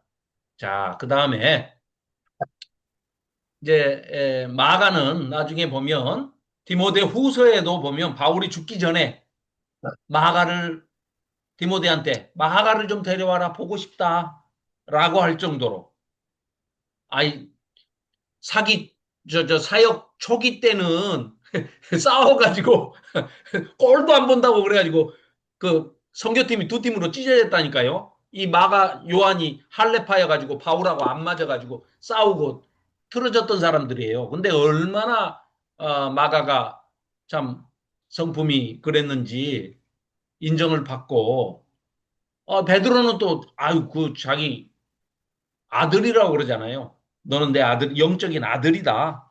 마가 요한한테 베드로가 아들이라고 할 정도로 그런 사람이었죠. 예. 자, 이것은 이 표는 정리를 해서 요거는 좀 알아두실 필요가 있습니다. 자, 이 당시 신약이 시작되면서 이제 마가복음에도 이제 소개가 나왔지만 온통 신약에는 전부 문제되는 단어들이 이런 이상한 처음 들어보는 단어들 아닙니까? 사두개인, 그럼 도대체 사두개인은 누구고, 바리새인은 누구고, 서기관, 헤롯당, 뭐 열심당원, SNF파 대표적으로 이렇게 6개 정도 부류의 계층들이 소개가 되는데요. 다른 거 다 모르셔도 요 정도만 아시면 됩니다. 사두개인은 이 이름에 개자가 들어갔잖아요. 한글은 아니지만 이게 딱 개독교의 그 아주 표상입니다. 표상. 사두개인, 개자 들어간 애들, 개독교. 이렇게 그냥 딱 이해하시면 돼요. 어떻게 개독교냐? 이 자들은 사독가이, 사독계열의 제사장 집단이에요. 그러니까 요것들은 신학적으로는 완전 보수 꼴통들이에요. 그리고 모세 오경에는 전부 다 거짓말이라고 안 믿어요. 그러니까 부활도 안 믿어요. 부활도. 오경만 자기들은 믿겠다 이거예요. 오경에는 부활이 없다. 그러니까 안 믿는다. 그래서 이들이 예수님 곤란하게 만든다고 여자가 있었는데요. 남자가 7명이 죽었는데요. 주르륵 부활 때는 누구 남편, 누구 마누라가 돼요? 하고 아주 그 대먹지 못한 질문을 하잖아요. 그러니까 악한 냄새가 나요, 대화 자체가. 그렇죠. 대화 자체에 그냥 하나님을 예수님을 막 공경에 빠뜨리려고 악한 냄새가 나. 그러면 뭐 일부다 그럼 뭐 아주 그냥 아주 뭐 불순하고 못된 의도로 그렇게 질문하는데 예수님이 한 방에 정리하시잖아요. 부활 때는 그런 거 시집장가 안 가? 끝. 그러면 누구 부인이 되건 말건 그게 대를 끊기게 대가 끊겨서 후손이 멸절되게 생긴 집안에서 자기를 희생해서 여자가 그 대를 이어주는 계대 수혼법의 일환이거든요. 그 굉장히 고귀하고 칭송받아야 되는 그런 희생정신인데 그걸 생명의 평화시키고 법이죠. 예, 생명의 법이죠. 살리는 법인데 그걸 못되게 만들어가지고 아주 그 해코지 하려고 하는 그러니까 요것들이 부활을 인정 안 하니까 요런 질문을 하는 거예요. 그래서 그것들이 이 사두개인들입니다. 그러니까 종교적으로는 보수 꼴통들이고 문화적으로는 또 완전히 그레코 로망형이야. 자유분방해. 자기 하고 싶은 거 다 해. 종교는 안 돼. 뭐 이를테면 막 예배 시간에 뭐 하면 안 돼. 뭐 하는 거 있잖아요. 뭐 이런 거는 철저하게 따지면서 예배 딱 끝나고 나가면서 그 자기 그 여자친구한테 전화해가지고 자기 부인 모르게 만나고 이 자들이 딱 개독교 요 사두개인이에요. 예, 이게 사두개인입니다. 두 번째, 바리새인들은 일반 종교인들인데 이 일반 종교인들의 이 자들은 대신에 백성들의 인정을 좀 받았어요. 이들은 이제 이를테면 정치적으로 그러니까 이 사두개인들하고는 신분이 다르는데 사두개인은 귀족층들이고 이를테면 제사장적인 그 귀족 집단이에요. 그런데 이 바리새인들은 엄격하게 자기들은 신앙은 지켜요. 11조 땡전거리 한 푼 안 띄어먹고 아주 그냥 철저하게 다 지키고 아주 보수적으로 해요. 하는데 외식과 가식적으로 한다고 그래가지고 굉장한 예수님으로부터 질타를 받았죠. 이 바리새인, 즉 한마디로 이제 바리새인 그러면은 뭐를 생각하시면 되냐면 네 속에 하나님 사랑하는 마음이 없는 줄을 내가 알았다 하고 예수님께서 너는 지옥의 판결을 네가 어찌 면하겠느냐? 너는 지옥 땅땅땅 판결을 이미 내리신 부류가 이 바리새인들입니다. 그러니까 이 두 가지만 딱 알면 나머지는 쉬워요. 서기관들은 말 그대로 율법 선생, 율법 교사, 그리고 이 필사하고 성경 옮겨 적고 서기 이렇게 적는 사람들. 헤롯 땅은 친일파들 집단.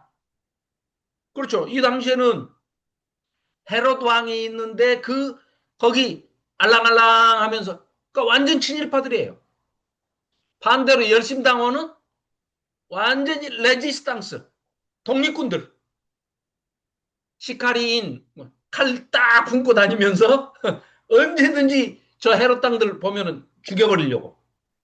그런데요, 12제자 중에 열심당원 시몬이 있었죠. 그러면은 완전히 독립군 그 시카리인이거든요. 시칼 품고 다니는 독립군 시무원이거든요. 짝을 누구를 붙여주냐면요. 친일파, 마태, 세리 마태.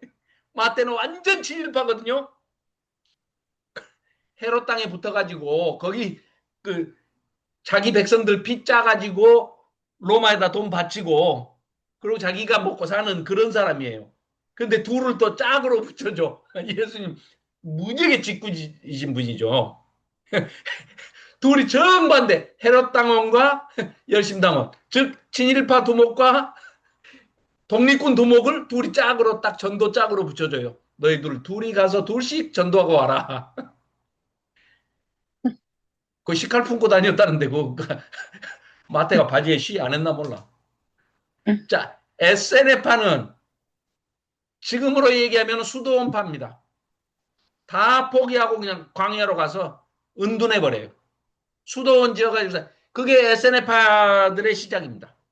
자, 요 정도 알아두시면 자, 사두개파 개자가 들어간 것은 완전 개독교. 예, 보수 꼴통들이고 생활은 아주 못되게 하면서 사독가이들, 제사장 집단들, 바리새인들 하나님을 사랑하지 않으면서도 하나님을 제일 잘 섬기는 것처럼 보일 수 있는 연예인들, 위선자들. 예, 그런 정도 알아두시면 되겠습니다. 헤롯 땅과 열심당원, 독립군과 친일파, 예, 그 다음에 SNF파, 은둔 고립자들. 네, 요 정도 알아두시면 될 것 같습니다. 자, 마가복음 이방인에게 전하는 예수님. 예수님은 연약한 우리를 사랑으로 섬기시며 성령을 통해서 우리를 돕고 또 자기의 목숨을 대속물로 희생하여서 우리를 구원하셨습니다. 또 마가복음은 베드로의 통역사로 동역하던 마가 요한이 로마 교회를 위해 베드로가 증언한 예수님의 이야기를 기록한 복음서입니다. 그리고 로마에 2년간 있으면서 그때 기록을 했다라고 보기 때문에 또 가장 먼저 쓰여지기도 했지만서도요. 로마의 바울의 재판에 도움을 주기 위해서 쓰여진 책이다. 그리고 또 마가가 베드로 사도나 바울 사도가 순교하기 바로 직전에 이 글이 쓰여졌거나 아니면 순교 바로 직후에 쓰여졌다 하더라도 뭐 어느 때라도 우리가 뭐 정확하게 알 수는 없으니까 명시는 안 돼 있기 때문에 알 수는 없어요. 서로 뭐 전이다 후다 주장을 하는데 그랬든 어쨌든 간에 그 어간에 60년대 초반에서 중반 이때라고 한다면 네로의 박해가 64년부터 AD 64년부터 67년까지 3년 반이 있었거든요. 그때 바울도 순교하고 그 다음에 뒤따라서 베드로도 순교하거든요. 그러니까 그때 어간에 쓰여졌다. 근데 저는 순교 직전에 쓰여졌을 것이다. 이렇게 봅니다. 그러면은 순교의 위기가 닥치기 때문에 마가가 베드로 사도의 이 설교들을 정리를 해가지고 기록으로 남겨야 되겠다 하는 마음이 간절했을 거예요. 절실했고 그래서 기록으로 남긴 것일 것이다. 이렇게 추론할 수가 있습니다. 그게 가장 합리적인 추론 같아요. 뭐 그러나 주장할 수는 없습니다. 뭐 어디 거기 근거가 없으니까. 예. 자, 마가복음의 특징. 이때까지 얘기했던 겁니다. 베드로의 증언, 메시아의 족보가 그래서 생략이 돼 있고, 자, 뭐 설교의 내용은 베드로가 특히 이제 좀 행동을 중시하는 사람이기 때문에 앉아서는 많이 졸았을 것이다. 일을 많이 한 사람들은 많이 졸잖아요. 그러니까 설교를 시작하였더라. 그러고 내용은 하나도 없어요. 그런데 기적을 행하신 거는 자세하게 써요. 설명을 막 장황하게 아주 정말 눈앞에서 벌어지는 것처럼 정밀하게 상세하게 묘사를 합니다. 그리고 시제를요, 놀랍게도 마가가 글을 잘 쓰는 사람이에요. 왜냐? 베드로가 설교한 것을 다 들었다가 그거를 옛날 이야기고 과거형이잖아요. 예수님 당시의 일이니까. 승천하신 지가 지금 벌써 30년 정도 지나버렸는데도 지금 현재 일어나는 일인 것처럼 현재형 시제를 쓰고 있어요. 우리도 가끔 TV에 보면은 사람들 나와가지고 뭐 얘기하면서 옛날에 자기가 했던 일을 얘기하면서 내가 그 전화를 받고 누구를 만나러 지금 갑니다. 그래가지고요, 제가 만났습니다. 지금 만났는데요. 뭐 하고 막 지금 현재 눈앞에서 벌어지는 것처럼 현재형 시제를 써가지고 이렇게 설명하는 사람들 있죠. 마가가 그렇게 묘사를 하고 있어요. 현재형으로 써요. 과거를. 그래서 마치 눈앞에서 뭔가 일어나고 있는 일인 것처럼. 자, 그리고 여기에는 이제 자백이 들어있다 하는데 자백이라는 것이 자기의 잘못을 스스로 누군가가 취조하지 않아도 스스로 고백하는 것이 자백이고 고백이죠, 뭐. 예. 그리고 뉘우치고 깨달았다. 제자들이 우리가 다 이랬어요. 수제자라고 하는 베드로도 그렇고요. 나 마가도 빨개 벗고 도망갔었어요. 예수님 다 부인하고 모른다고 우리가 집단적으로 다 배반했어요. 예수님 죽음 다음에 재판 과정과 죽음, 그 다음에 부활하셔서 그 무덤, 빈 무덤, 이 사이에 보면은요, 제자들 얘기가 마가복음에는 하나도 안 나옵니다. 나중에 이제 다시 읽어보시면서 한번 눈여겨서 그런 거 생각하시면서 한번 읽어보십시오. 오늘 제가 마가복음을 처음부터 끝까지를 읽어주는 어플 1.5배속으로 틀어놓고 들으니까 40분도 안 걸리더라고요. 1장부터 16장까지 쫙 틀어놓고 갓피아에 들어가셔가지고 성경 읽기 그 스피커 딱 누르면서 거기 보면 속도 조절 있어요. 1.25배, 1.5배, 1.75배까지 있어요. 1.5배로 들으면 40분도 안 걸립니다. 이거 쭉 들어보니까 예, 뭐 아무튼 하는 얘기는 제자들이 다 이 모양 이 꼴이었다라는 것을 지금 고백하고 있는 겁니다. 사실은. 그런데 다 아름답게 이 책이 쓰여지고 난 다음에 다 우리가 이제 결론적으로 우리는 지나간 역사니까 다 알고 있죠. 요한 사도만 천수를 다했지 다 순교했지 않습니까? 모든 제자들이. 네. 자, 그렇습니다. 로마의 바울의 재판 때 변호를 하기 위해서 기록이 됐다. 뭐 이런 내용입니다. 자, 한눈에 보기. 아까 말씀드렸던 내용입니다. 성령으로 섬기시는 예수님, 생명으로 섬기시는 예수님. 아까 그 첫 번째 표, 제가 그 보여드렸던 표에 나와 이게 하나로 이게 묶어진 표가 이겁니다. 이거. 여기다가 제가 여기 집어넣어놨어요. 여기다가.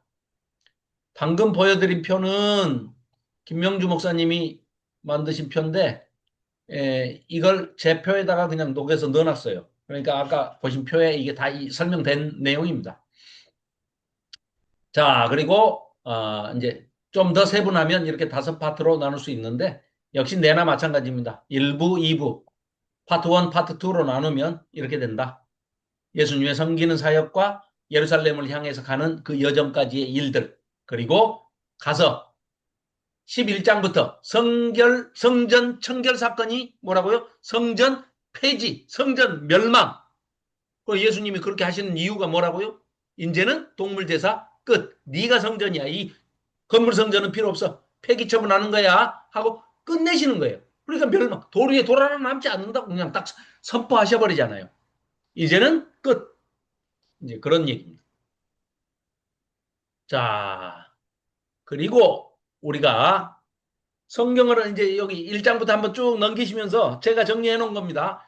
여러분 책 그대로입니다. 그대로 성경에 있는 것들을 단락 구분해 가지고 거기에 이제 타이틀을 전부 제가 정리를 해 놓은 겁니다. 자, 1장 1절부터 한번 성경 보시면서 앞에 표 보시면 예. 뭐 시간은 충분하네요. 금방 끝납니다, 이거. 믿으시기 바랍니다. 금방 끝납니다. 4장밖에 안 됩니다. 4장. 자, 1장 1절 성경도 펴놓으시고 앞에 표도 보시면서 보시면 자, 하나님의 아들 예수 그리스도의 복음의 시작이라 1장 1절이 이제 그렇게 시작이 되죠. 잠깐만요.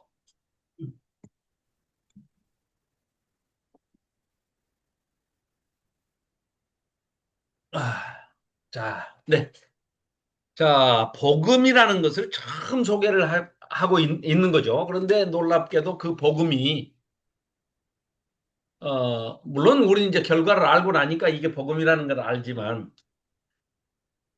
이 사람들은 못 받아들이니까 자꾸 유앙겔리온이야, 이거 복음 맞아 하고 강조를 할 수밖에 없는 처음 소개하는 복음인데 일반인들이 받아들이기가 굉장히 어려운 복음이죠. 이해가 안 되는 복음이에요.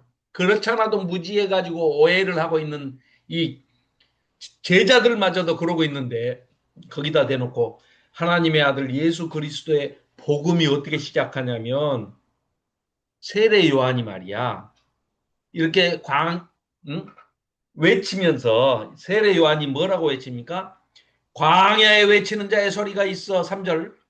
이르되 너희는 주의 길을 준비하라. 그의 오실 길을 곧게 하라 하고 4절. 세례 요한이 광야에 이르러서 죄 사함을 받게 하는 회개의 세례를 전파하니 온 유대 사람과 예루살렘 사람이 다 나아가 그의 자기 죄를 자복하고 요단강에서 세례 요한한테 다 와서 받았다는 겁니다. 이거 놀라운 일입니다. 이스라엘 역사 2000년 동안 이런 일이 없었어요. 있었던 적이 없습니다.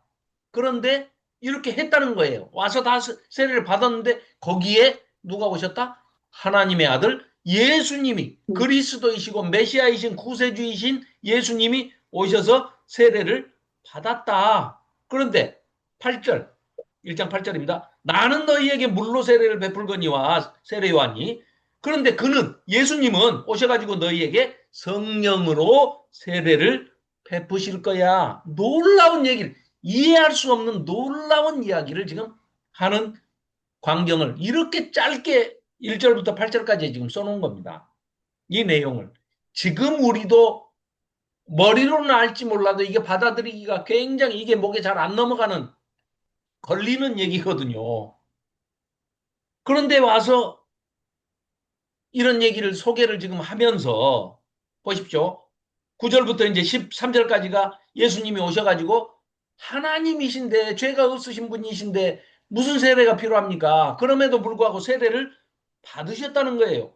더 놀라운 것은 12절에 그렇게 세례를 받고 났으면 성령이 임해가지고 이제 어떤 어려움도 없어야 되는데 세상에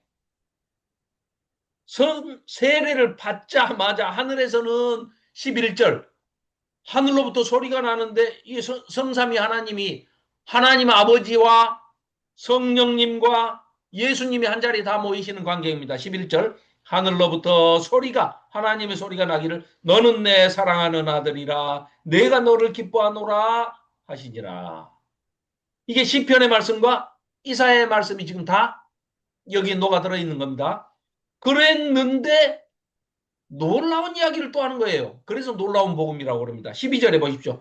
이렇게 성령 세례를 받았으면 끝나지. 예수를 광야로 성령이 몰아내신대요. 이건 또 뭐야? 예수 믿으면 어려운 일도 안 생기고 뭐든지 좋은 일만 생기고 이래야 되는데 예수 믿자마자 뭐 이상한 일만 자꾸 생기고 교통사고 나고 막 더 이상한 일만 생기고 말이야. 사업도 하다가 잘 안 되고 뭐 없던 병도 생겨가지고 막 아프고 막 이러면은 못 받아들이잖아요. 일반 사람들이 어떻게 그게 이해가 되겠어요? 이해가 안 될 거 아닙니까? 그런데 예수님을 이렇게 소개하고 있단 말이에요. 하나님의 아들 하나님이신 예수님이 성령 세례까지 받아가지고 성삼위 하나님이 한 자리에 다 요단강에서 이렇게 세례 받을 때 이런 장면이 나타났는데 곧바로 12절에 보니까 성령이 광야로 내몰았는데 왜 내몰았냐? 13절 광야에서 40일을 계시면서 사탄에게 시험 받았대요. 그러면 굉장히 위안이 되지 않습니까? 예수님도 성령 세례 받고 광야에 가서 40일 동안 이렇게 시험을 받고 사탄이 온갖 괴롭힘을 당하는데 그걸 이기셨다. 즉 하나님이 함께 하시고 성령님이 도와주시면 우리는 다 이길 수 있다는 걸 지금 이렇게 보여주고 있는 거 아니겠습니까? 그래서 이런 내용을 그대로 보여주는 겁니다. 자, 14장부터는 이제 제일 먼저 하시는 게 갈릴리에서 복음을 전파하시는 일을 하십니다. 그때 15절에 때가 찼다. 하나님의 때가 찼다는 거예요. 카이로스. 하나님의 때가 찼어. 어떤 때가 찼다고요?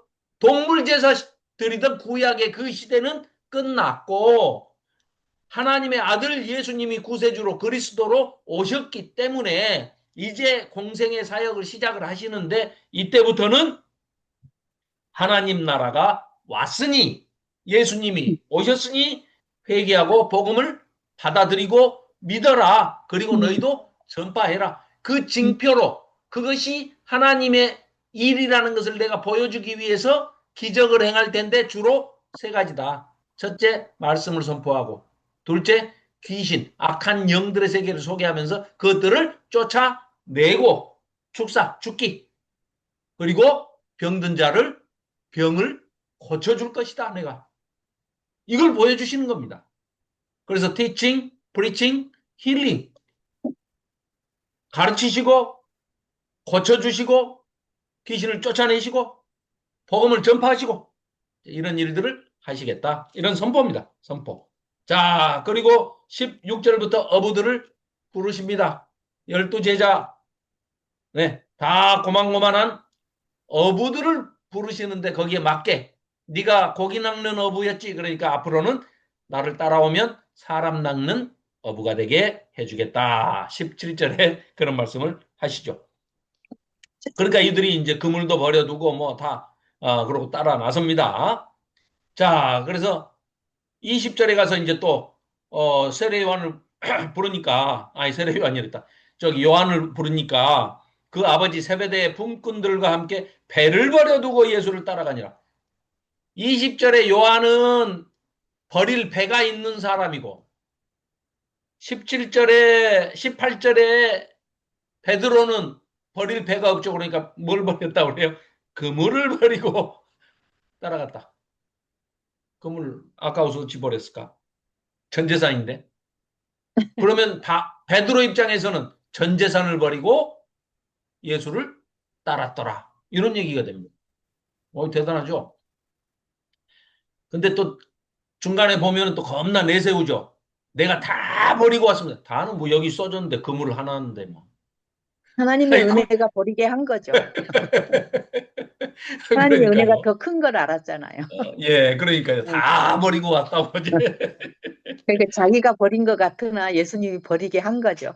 그렇죠, 그렇죠. 예, 그것도 은혜죠. 네, 네. 네, 맞습니다. 자, 그렇게 해서 더러운 귀신을 이제 쫓아내시는 장면. 21절부터 더러운 귀신 들린 사람들을 다 고치시고 귀신을 쫓아내고 병을 고치시고 전도 여행을 하시는 겁니다. 2장에 가서 중풍병자를 고치십니다. 그리고 나서는 이제 제자들 중에서 그래도 기록을 좀 남길만 하고 글도 좀 알고 공부도 좀 했던 레위족 속의 이름이 레위입니다. 레위. 12장 13절에 보면 예수께서 알페오의 아들 레위가 세관에 앉아 있는 것을 보고 나를 따르라. 딱 한마디 하시죠. 그러니까 예, 마태가 일어나 따르니라. 아주 간단하죠. 그러니까 굉장히 군더더기 없이 뭐 아주 글을 아주 역동적으로 쓰고 있는 겁니다. 자, 그 다음에 2장에는 이제 그 유명한 금식 논쟁이 나오죠. 신랑 20절 신랑을 빼앗길 날이 이르리니 그때 가서나 금식하지. 지금 신랑이 같이 있는데 무슨 금식이냐. 외식하는 자들아, 이제 뭐 이런 얘기죠. 그리고 새 포도주는 새 부대에 넣느니라. 또 안식일 논쟁. 예수님께서 계속 안식일 논쟁을 하죠. 그런데 결정적으로 이때부터 이제 뭐라고 그러십니까? 인자는 벤 아담, 사람의 아들, 인자는 안식일의 주인이야. 이 말을 우리는 지금 생소한 얘기지만요. 이 말을 듣는 유대인들 귀에는 뭐라고 들렸습니까? 내가 하나님이야. 이 말을 들은 사람들은 어떻게 반응이 어땠을까요? 죽여야죠. 죽여야죠. 아니면 그때는 정신병원이 없으니까 그 감금시키는 정신병동이 폐쇄병동이 없으니까 신성모독죄니까 이건 사형이죠. 근데 여기는 점잖게 번역이 됐잖아요. 내가 안식일의 주인이야. 내가 안식일의 주인이야. 그 말은 뭐예요? 내가 안식일을 만들었어. 그러니까 내가 주인이지. 그러니까 내가 하나님이야. 그 말이에요. 이 말을 듣고 이 문제가 심각하죠. 이러므로 인자는 안식일에도 주인이니라 28절에 그랬어요. 그러니까 3장 바로 이제 사역 지금 시작 이제 첫발 뛰었다니까요. 첫발. 그런데 3장 6절에 보십시오. 시작하자마자 바리새인들이 나가서 곧 헤롯 당과 짜가지고 함께 머리를 맞대서 어떻게 하면 예수를 죽여버릴까? 의논하더라. 그러니까 마가가 소개하고 있는 이 마가복음서는 뭘 전제로 하고 해요? 예수님의 사역이 시작되면서 죽음을 전제로 하고 시작도 안 했는데 지금 죽여버리자. 굉장히 충격적으로 과격하게 지금 나오지만 지금 마가가 쓰고 있는 건 뭐예요? 히브리인들이 우리 같은 유대인들이 들을 때는 갑자기 뭔 미친 사람이 나타나가지고 젊은 친구가 늑도 좀도 안 한 게 내가 하나님이야 이러고 나오는데 뭐 귀신도 쫓아내고 기적을 막 행한단 말이에요. 그러니까 이러지도 저러지도 못하면서 제자들은 또 부르니까 또 다 따라가요. 그런데 바리새인과 헤롯 당들은 이거 어떡하지? 죽여버리자. 결론을 이미 내렸어요. 굉장히 빨리빨리 급진적으로 지금 이 이야기가 전개되고 있습니다. 그래서 안식일에 또 일부러 그러시는 것처럼 손 마른 사람도 고치고 안식일에 온갖 선을 행하십니다. 그러면서 사람을 살리는 생명을 살리는 선한 일을 하는 그런 안식일의 일은 하나님의 뜻이다. 내가 또 하나님이다. 내가 안식일도 만들었어. 내가 주인이야. 안식일의 주인이야. 뭐 이런 이제 아주 조금 천박한 표현으로는 그렇습니다. 죽으려고 준비하신 겁니다, 이거. 그러지 않습니까? 예수님이 나 죽여줘. 지금 그 말씀이지. 이게 뭐 조용조용하게 하시는 것도 하실 수도 없잖아요. 기적을 조용히 혼자 하면은 뭐 합니까? 그 기적의 내용이 중요한 거기 때문에 다 봐라 이거죠. 어떻게 해요? 병든 자를 낫게 하시고 귀신 들린 악령이 들려있는 것은 선으로 성령으로 악을 물리치고 쫓아내시고 말씀을 전파하시고 복음을 선포하시고 어쩔 수 없습니다. 이거는 드러날 수밖에 없어요. 그러니까 나중에 여러 가지 비유를 4장에 바로 넘어가서 비유를 설명할 수밖에 없죠. 그러니까 자 3장 마지막에 제자들을 12제자들을 쫙 세우십니다. 또 예수님에 대한 오해를 불식시켜줘요. 그리고 4장에 가서 이제 비유로 설명을 하시는 것이 그래서 나오는 겁니다. 너희들 이해가 안 가지? 자, 너희들은 이해가 안 가니까 나를 이해하려고 나를 따라다니고 제자들을 비롯해서 예수님을 따라다니는 많은 무리들은 예수님이 어떤 분인가? 저분이 하시는 말씀이 맞는가? 정말 저분이 하나님의 아들 하나님 맞나? 저분이 안식일의 주인 맞나? 기적을 봤으니까 따라다니는 거예요. 그런데 예수님 하시는 말씀 뭐예요? 이미 바리새인들과 헤롯 당과 뭐 이 저놈들은 사두개인들 이 저 못된 놈들은 독사의 자식들이니까 독사의 새끼들이니까 저것들은 모여서 뭐라고 작당을 하느냐? 어떻게 하면 예수를 죽일까 함께 의논하더라. 생전 같이 어울리지도 않은 애들끼리 모여가지고 또 이 작당을 해요. 죽일 모의를 한다는 거죠. 그러니까 너희들이라도 잘 알아먹어라 하고 쟤네들은 말해줘봐야 이미 저그들끼리 결론을 뭐라고 냈어요? 나를 죽이기로 결론을 내렸잖아. 쟤네들은. 그러니까 놔두고 나를 따르는 무리들은 잘 들어봐라 하고 비유로 여러 가지 비유로 표현을 하시는 것이 4장부터 나오는 얘기입니다. 그러면 왜 쉽게 설명해 주지 비유로 얘기하십니까? 이 땅에 없는 거라 천국을 설명을 하실 수가 없어요. 아무리 하나님이신 예수님도 쉽게 설명이 안 되는 거예요. 왜? 알아듣는 우리가 머리가 안 좋고 본 적이 없고 상상이 안 되는 것을 설명하시니까. 즉 예를 들자면 시간을 초월해서 조선시대에 살던 사람이 갑자기 지금 오늘 우리 눈앞에 나타났어요. 그 사람한테 우리가 스마트폰을 들고 막 설명을 하는 거예요, 지금. 그럼 그 사람이 그 사람 이거 눈으로 봐도 이거 이해가 안 가잖아요. 스마트폰 속에 막 사람이 튀어나와서 뭐 말도 하고 뭐 이상한 일들을 하고 있잖아요. 그 자기네 시대에 돌아가서 설명하면 그 설명이 되겠습니까? 그 봐도 이해가 안 가요, 봐도. 그런데 보지도 못한 거를 이 사람들한테 설명을 하실 수 있는 방법은 유일하게 비유밖에 없다 이겁니다. 예를 들어서 설명하자면 하고 지금 예수님이 설명하시는 것이 4장입니다. 자, 제일 먼저 등장하는 것이 네 가지 마음밭을 비유하는 거죠. 우리는 뭐예요? 네 가지 땅에 떨어진 씨앗의 비유라고 하는데 씨앗의 비유가 아니라 마음밭이 문제라는 거죠. 마음밭이. 신장로가 있고 여러 가지 비유를 가르치시는데 씨 뿌린 자가 씨를 뿌리러 갔는데 길가에도 떨어지고 흙이 얕은 돌밭에도 떨어지고 또 아주 제대로 된데 덜어는 좋은 땅에 떨어지고 예, 뭐 덜어는 가시떨기에 떨어지고 하는 이런 어쩔 수 없이 여러 가지 비유로 설명을 하실 수밖에 없더라 하는 것이 비유의 설명이 4장에 쭉 소개가 되고 있는 겁니다. 자, 이 4장에 이제 등불은 켜서 등경 위에 두지 아래 두지는 않는다. 자, 그래서 이제 비유로 설명을 하시는데 아주 큰 특징이 두 가지가 있습니다. 천국이 생명력이 있어가지고 겨자씨 비유처럼 점점 커진다는 거예요. 자, 지금 따라다니는 너희들, 내 제자 12명, 너희들이 온 지구를 복음을 전파할 거야. 누가 상상이나 하겠습니까? 그런데 실제로 그렇게 됐죠. 지금 우리에게까지. 그럼 누적된 지금까지의 2000년 동안 누적된 인구를 한번 더해 보십시오.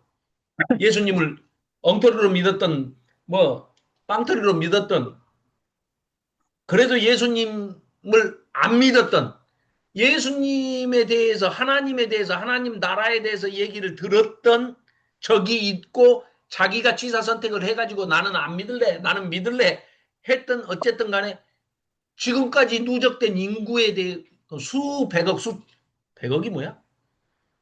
한 세대가 30년씩 100년씩 살았다 치고 그럼 곱하기 2000년이면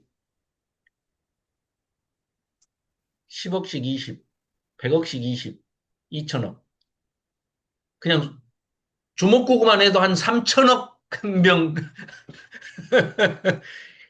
그들에게 누가 전한다고요? 겨자씨. 아이고 이모기 잡아야 되는데 이모기 때문에 어제도 잠을 못 잤는데 자 그래서 그 비유의 얘기인데 비유의 특징이 잘한다는 겁니다. 생명력이 있어서 겨자씨처럼 정말 보잘것없는 것이 너희 12명이 3천억을 복음을 전했다. 자, 그래서 하나님 나라는 씨가 자라며 추수하는 것에 비유되는 것이다. 겨자씨에 비유되는 것이다. 자, 생명력이 있다. 이걸 말씀을 하시는 것이죠. 그리고 비유로 가르치시고 그런데 비유로 반드시 제자들에게는, 자기 백성에게는 해석을 해주셨다고 그러잖아요. 4장 34절 보십시오. 비유가 아니면 말씀하지 아니하시고 다만 혼자 계실 때 그 제자들에게 그 비유로 말씀하셨던 모든 것을 다 해석해 주셨답니다. 그러니까 우리가 복음서를 잘 읽어보면 해석이 다 돼 있습니다. 네. 그리고 5장에 넘어가서 5장 귀신 들린 사람을 이제 고치시는데 바닷가를 건너가지고 거라사 지방으로 가십니다. 여기서 더러운 귀신 들린 사람, 돼지떼에 들어간 그 귀신이죠. 자, 5장 11절에 보면 마침 거기 돼지의 큰 떼가 산에서 이제 있는데 아마 이 돼지 떼로 이제 들어가게 해달라고 요청을 하니까 이제 예수님께서 또 그렇게 해 주시죠. 그런데 그 사람이 이제 귀신 들렸던 자가 빠져나가니까 15절 보세요. 5장 15절. 예수께 이르러 그 귀신 들렸던 자, 곧 군대 귀신 집혔던 레기온이라는 군대 귀신 들렸던 자가 옷을 입고 정신이 이제 돌아와가지고 온전해져서 앉은 것을 보고 두려워하더라. 이에 귀신 들렸던 자가 당한 것과 돼지의 일을 본 자들이 그들에게 알리니까 너무 두려운 나머지 예수님한테 그들이 예수께 그 지방에서 제발 떠나가 주세요 하고 간 거예요. 아니 붙잡아도 시원찮지 이 바보 같은 놈들 예수님을 만나가지고 빨리 가래요. 빨리 가래. 믿고 싶지 않다 이거죠. 그러니까 예수께서 이제 배에 오르실 때 귀신 들렸던 사람이 와가지고 예수님 제가 함께 따라가겠습니다. 저를 제발 데려가 주세요 하고 매달리니까 예수님께서 19절 허락하지 않으셨답니다. 허락하지 아니하시고 그에게 이르시되 너는 할 일이 따로 있어 하시면서 사명을 주시죠. 집으로 돌아가서 주께서 너에게 어떻게 큰 일을 행하셨는지 또 주께서 너를 어떻게 불쌍히 여기셨는지를 네 가족에게 다 복음을 전파하고 네가 그들로 하여금 보지 않고 믿는 것이 복되도다. 이 말씀으로 네가 복음을 가서 전하는 사역을 해라 하니까 20절 그가 가서 예수께서 자기에게 어떻게 큰 일을 행하셨는지를 데카폴리스 10개의 도시가 모여있는 그러니까 광역시죠. 광역시 어마어마하게 큰 도시예요. 여기에 가가지고 전파하니까 모든 사람이 놀랍게 여기더라. 모든 사람이 다 믿었더라 아닙니다. 모든 사람이 놀랍게는 여겼어요. 그 중에 이제 그 다음에 거기다 써놓으세요. 자기가 믿는 사람은 믿고 안 믿을 사람들은 안 믿었는데 누가 더 많이 안 믿었는지는 보나마나죠. 뭐. 예, 더 많이 안 믿었더라 그러겠죠. 자, 이 소개가 되어 있는 것이 5장입니다. 그리고 12해를 연류병을 앓는 여인의 이야기가 앞뒤로 딱 둘러싸면서 이 구원 장면을 소개를 하고 있는데요. 자, 회당장 야이로의 딸을 예수님의 사역이 인간에게 베풀 수 있는 사역 중에 제일 큰 데가 뭡니까? 죽은 자를 살리시는 거죠. 아니 죽은 자를 살리시는 거 외에 더 큰 놀라운 기적은 없죠. 인간에게는. 그렇죠? 왜? 우리 인간의 한계가 죽음을 극복할 수는 없는 거니까. 인간은 누구나 다 죽는 운명이니까.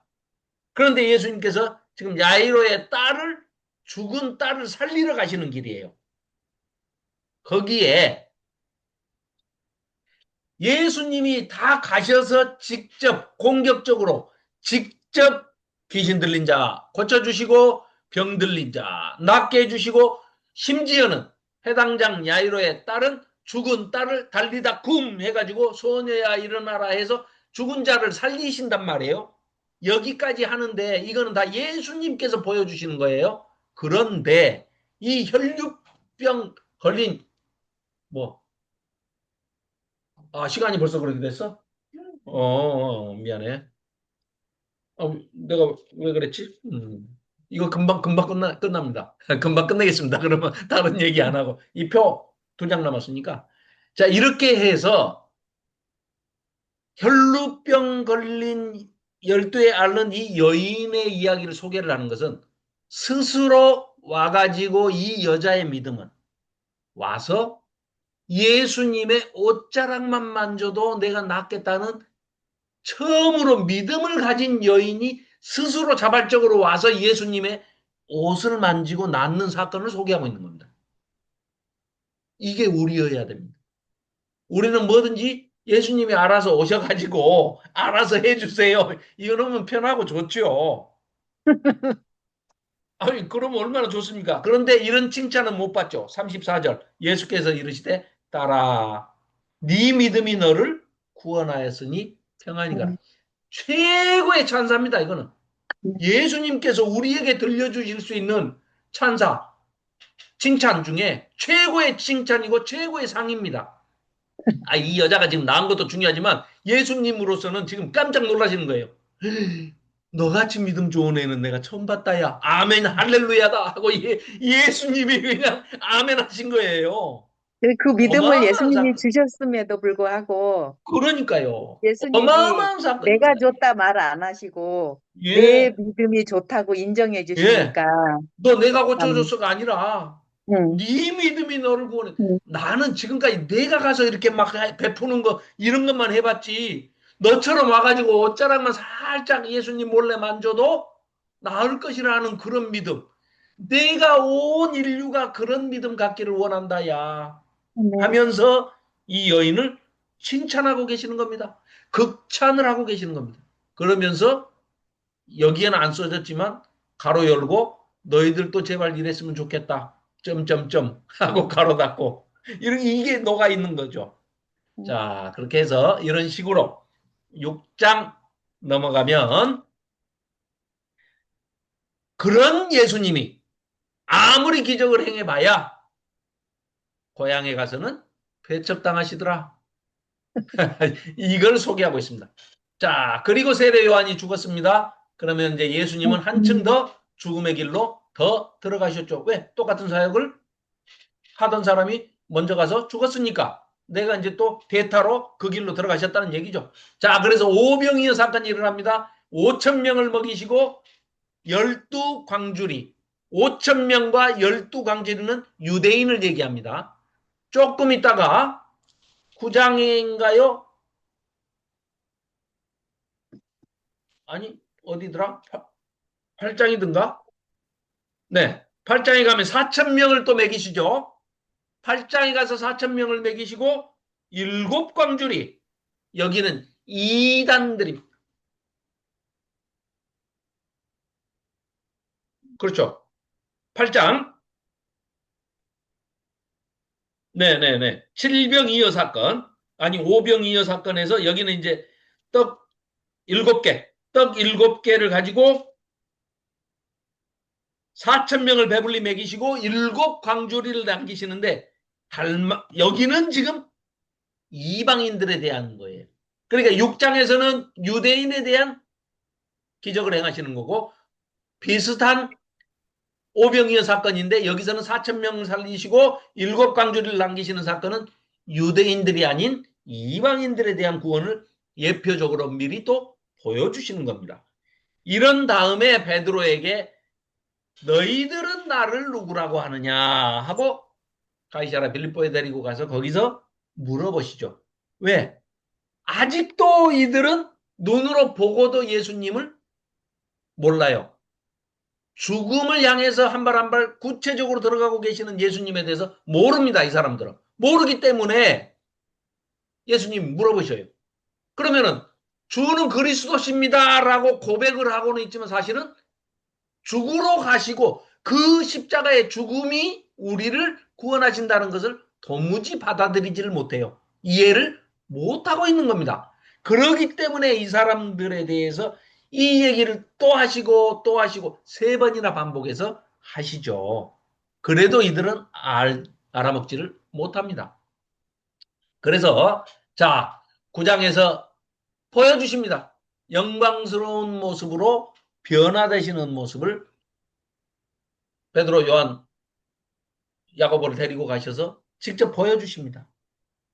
부활 후에 이렇게 될 거야.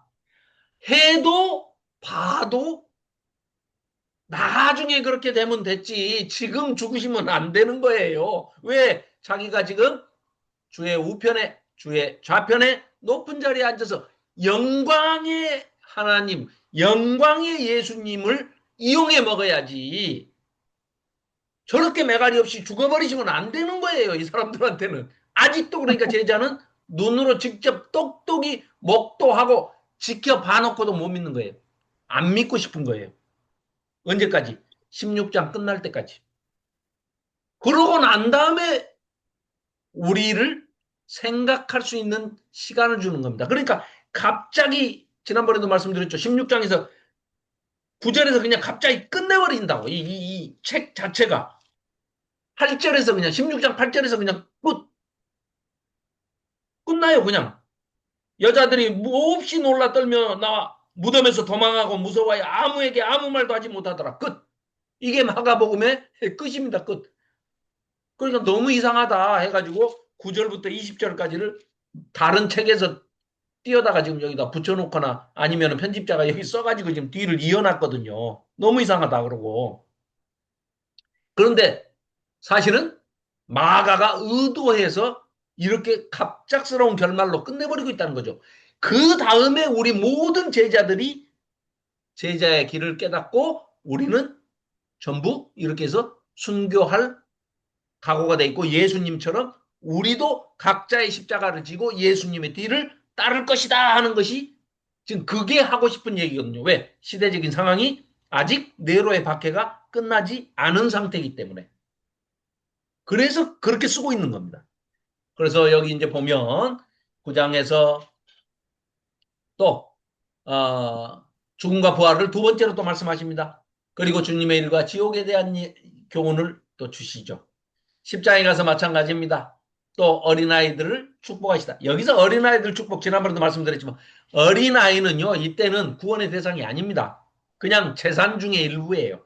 재산이에요. 어린아이는. 그런데 하나님 예수님께서 어떻게 해요? 어린아이를 무리 가운데다 탁 세워놓고 말씀하신다고 또 아주 정확하게 눈앞에 딱 보는 것처럼 그렇게 잘 그 묘사를 해놓고 있지 않습니까? 그리고 역시 10장에 세 번째로 죽음과 부활에 대해서 말씀을 하고 계십니다. 그런데 제자들은 어떻게 해요? 여전히 누가 크냐? 자기들 영광만 생각하고 있는 거죠. 예수님은 죽으신다는데. 세 번째 말씀하셨는데 안 들린다니까요. 안 들려요. 네. 이들은 지금 전혀 동상이몽이에요. 딴 생각하고 있는 겁니다. 자, 그러면서 얼마나 답답하셨으면 제발 크고자 하면은 섬기는 자가 되라. 이놈들아. 아무리 얘기해도 안 들려. 그런데 아무것도 보이지 않는 육신의 눈이 멀었지만 거지 맹인, 앞을 볼 수 없는 거지 바디메오는 예수님을 알아보죠. 뭐라고요? 다윗의 자손 예수여 나를 고쳐주시옵소서. 보게 해주라고 그러죠. 자, 이제 여기까지가 이 공생의 사역, 예루살렘에 오기까지의 사역을 여기서 딱 정리하시고 11장이 분기점이 됩니다. 그래서 이 11장에서부터 예루살렘에 딱 들어가셔가지고 성전을 깨끗하게 하다, 뭐 청결하게 하다, 성전 정화 사건이다 이렇게 하는데 그게 아니라 뭐라고요? 아까 말씀드렸듯이 성전 시대는 끝. 하나님의 때 1장 15절에서 말씀하셨던 거 또 11장 13절에 말씀하셨던 것처럼 때 하나님의 카이로스 하나님의 때가 왔다. 무슨 때? 하나님의 때는 동물제사 끝. 예수님 오셔서 십자가에 죽으심으로써 예수님으로 인해서 너희가 성전이 새로운 성전이 되었다. 이게 신약시대다. 끝. 이걸 선포하시고 직접 몸으로 보여주시는 겁니다. 그래서 맨 마지막 장면이 뭐였어요? 휘장이 지성소와 성소를 구분하는 휘장 내지는 성소의 입구와 성소 뜰을 구분하는 가로막고 있는 그 휘장이 하늘로부터 위에서부터 아래로 쫙 찢어져 가지고 완전히 그냥 하나님께로 나아가는 길이 열려버렸다. 누가? 예수님이 자기 육체를 찢으셨다. 갈르셨다. 이런 얘기였죠. 자, 그래서 예수님의 예루살렘 입성이 11장에 이루어지고 12장에 포도 농부 비유 가이사에게 세금 바치는 거. 이 얘기는 좀 해야 되겠다. 지난번에도 말씀드렸는데 혹시 생각나시는지 모르겠어요. 우리가 이거 되게 말씀 많이 하죠. 가이사의 것은 가이사에게 하나님의 것은 하나님께 바치라. 예수님이 이렇게 말씀하셨다고 그러면서 야 가이사 그려진 동전 줘봐. 그러니까 이거 여기 이렇게 받쳐 여기 그려졌으니까 요 동전은 세금은 가이사한테 잘 내고 하나님 것은 하나님께 잘 내라. 이거 순 엉터리 해석입니다. 이렇게 해석하면 큰일 나는 거예요. 이게 무슨 얘기냐? 가이사의 것은 가이사에게, 하나님의 것은 하나님께, 그러니까 번역이 반역이라니까요. 바치라라고 번역을 해놓으니까 여기다가 한글로 이렇게 써놓으니까 아 갖다 바쳐라라고 하는가 보다. 아닙니다. 돌려줘라라는 거예요. 무슨 얘기냐? 가이사 그 동전 하나 줘봐. 이게요. 주민세예요. 주민세, 인두세, 머리세 한 데나리온. 한 데나리온이 1년 아니 그 1년에 하루치 품삯이니까 10만 원이에요. 한 사람 앞에 1년 동안에 통틀어서 10만 원 내는 주민세예요. 주민세, 인두세. 근데 그것도 기분이 나빠. 왜? 유대인들이 쓰는 화폐가 아니고 로마 사람들이 지그들이 만들어낸 그 화폐 동전에다가 황제 얼굴을 거기다가 새겨놓고 우상 새겨놓고 그걸 돈으로 바치라고 하니 어쩔 수 없이 자기들 가지고 사용하지도 않는 돈을 가지고 있어야 된단 말이에요. 유대인들이. 그러니까 예수님이 뻔히 알고 너 주머니에 그 우상 새겨진 그 동전 있지? 그거 줘봐. 그러니까 그걸 주라 하니까 내놨잖아요. 그러니까 그 동전을 보시면서 예수님이 하시는 말씀이 뭐라 하면 바치라가 아니라 이거 여기 새겨진 거 뭐냐? 가이사 황제의 우상 아니냐? 이거 돌려줘. 이게 우상이 지가 거기에 뭐라고 글이 써져 있냐면 지 앞에 황제는 신이고 지는 그 신의 아들이라고 써져 있어요. 신과 신의 아들이라고 지금 거기 우상이 써져 있단 말이에요. 그러니까 예수님 말씀 뭐예요? 가이사도 하나님이 창조하신 하나님의 형상을 담게 인간을 만들어 놨지 않냐? 그러니까 가이사가 하나님 거냐 아니냐? 하나님 겁니다. 그럼 하나님께 바쳐야지. 이 못된 우상 그려놓은 가이사는 가이사 것은 요거 가이사한테 갖다 개나 준다고 줘버려라. 이런 얘기예요. 세금 바치란 얘기가 아닙니다. 지난번에 말씀드렸는데 다 잊어버리신 표정인데. 예. 그러니까 전혀 그렇게 오해하시면 안 된다는 얘기예요. 자, 그렇게 해서 이제 부활 논쟁과 또 가장 큰 계명이 어떤 거냐 하는 게 12장에 나오죠. 그리고 가난한 과부의 헌금에 대해서는 이제 누누이 말씀을 드렸고. 자, 지난주에 또 했다. 자, 13장. 성전이 무너뜨려질 것을 이루시다. 이게 본격적인 얘기입니다. 멸망한다. 성전 이제 필요 없다. 그러면서 무화과나무 비유를 하는 겁니다. 무화과나무 갑자기 뭐 배가 고파갖고 이건 뭐 생각나실 거예요. 예수님이 때도 아닌데 갑자기 배고프다고 무화과 따먹으려다 보니까 무화과 열매가 없으니까 너 말라버려라 하고 저주하니까 그게 말라버렸다? 말도 아닌 얘기죠. 예수님이 그렇게 고약하신 분입니까? 전혀 아니죠. 이게 뭐예요?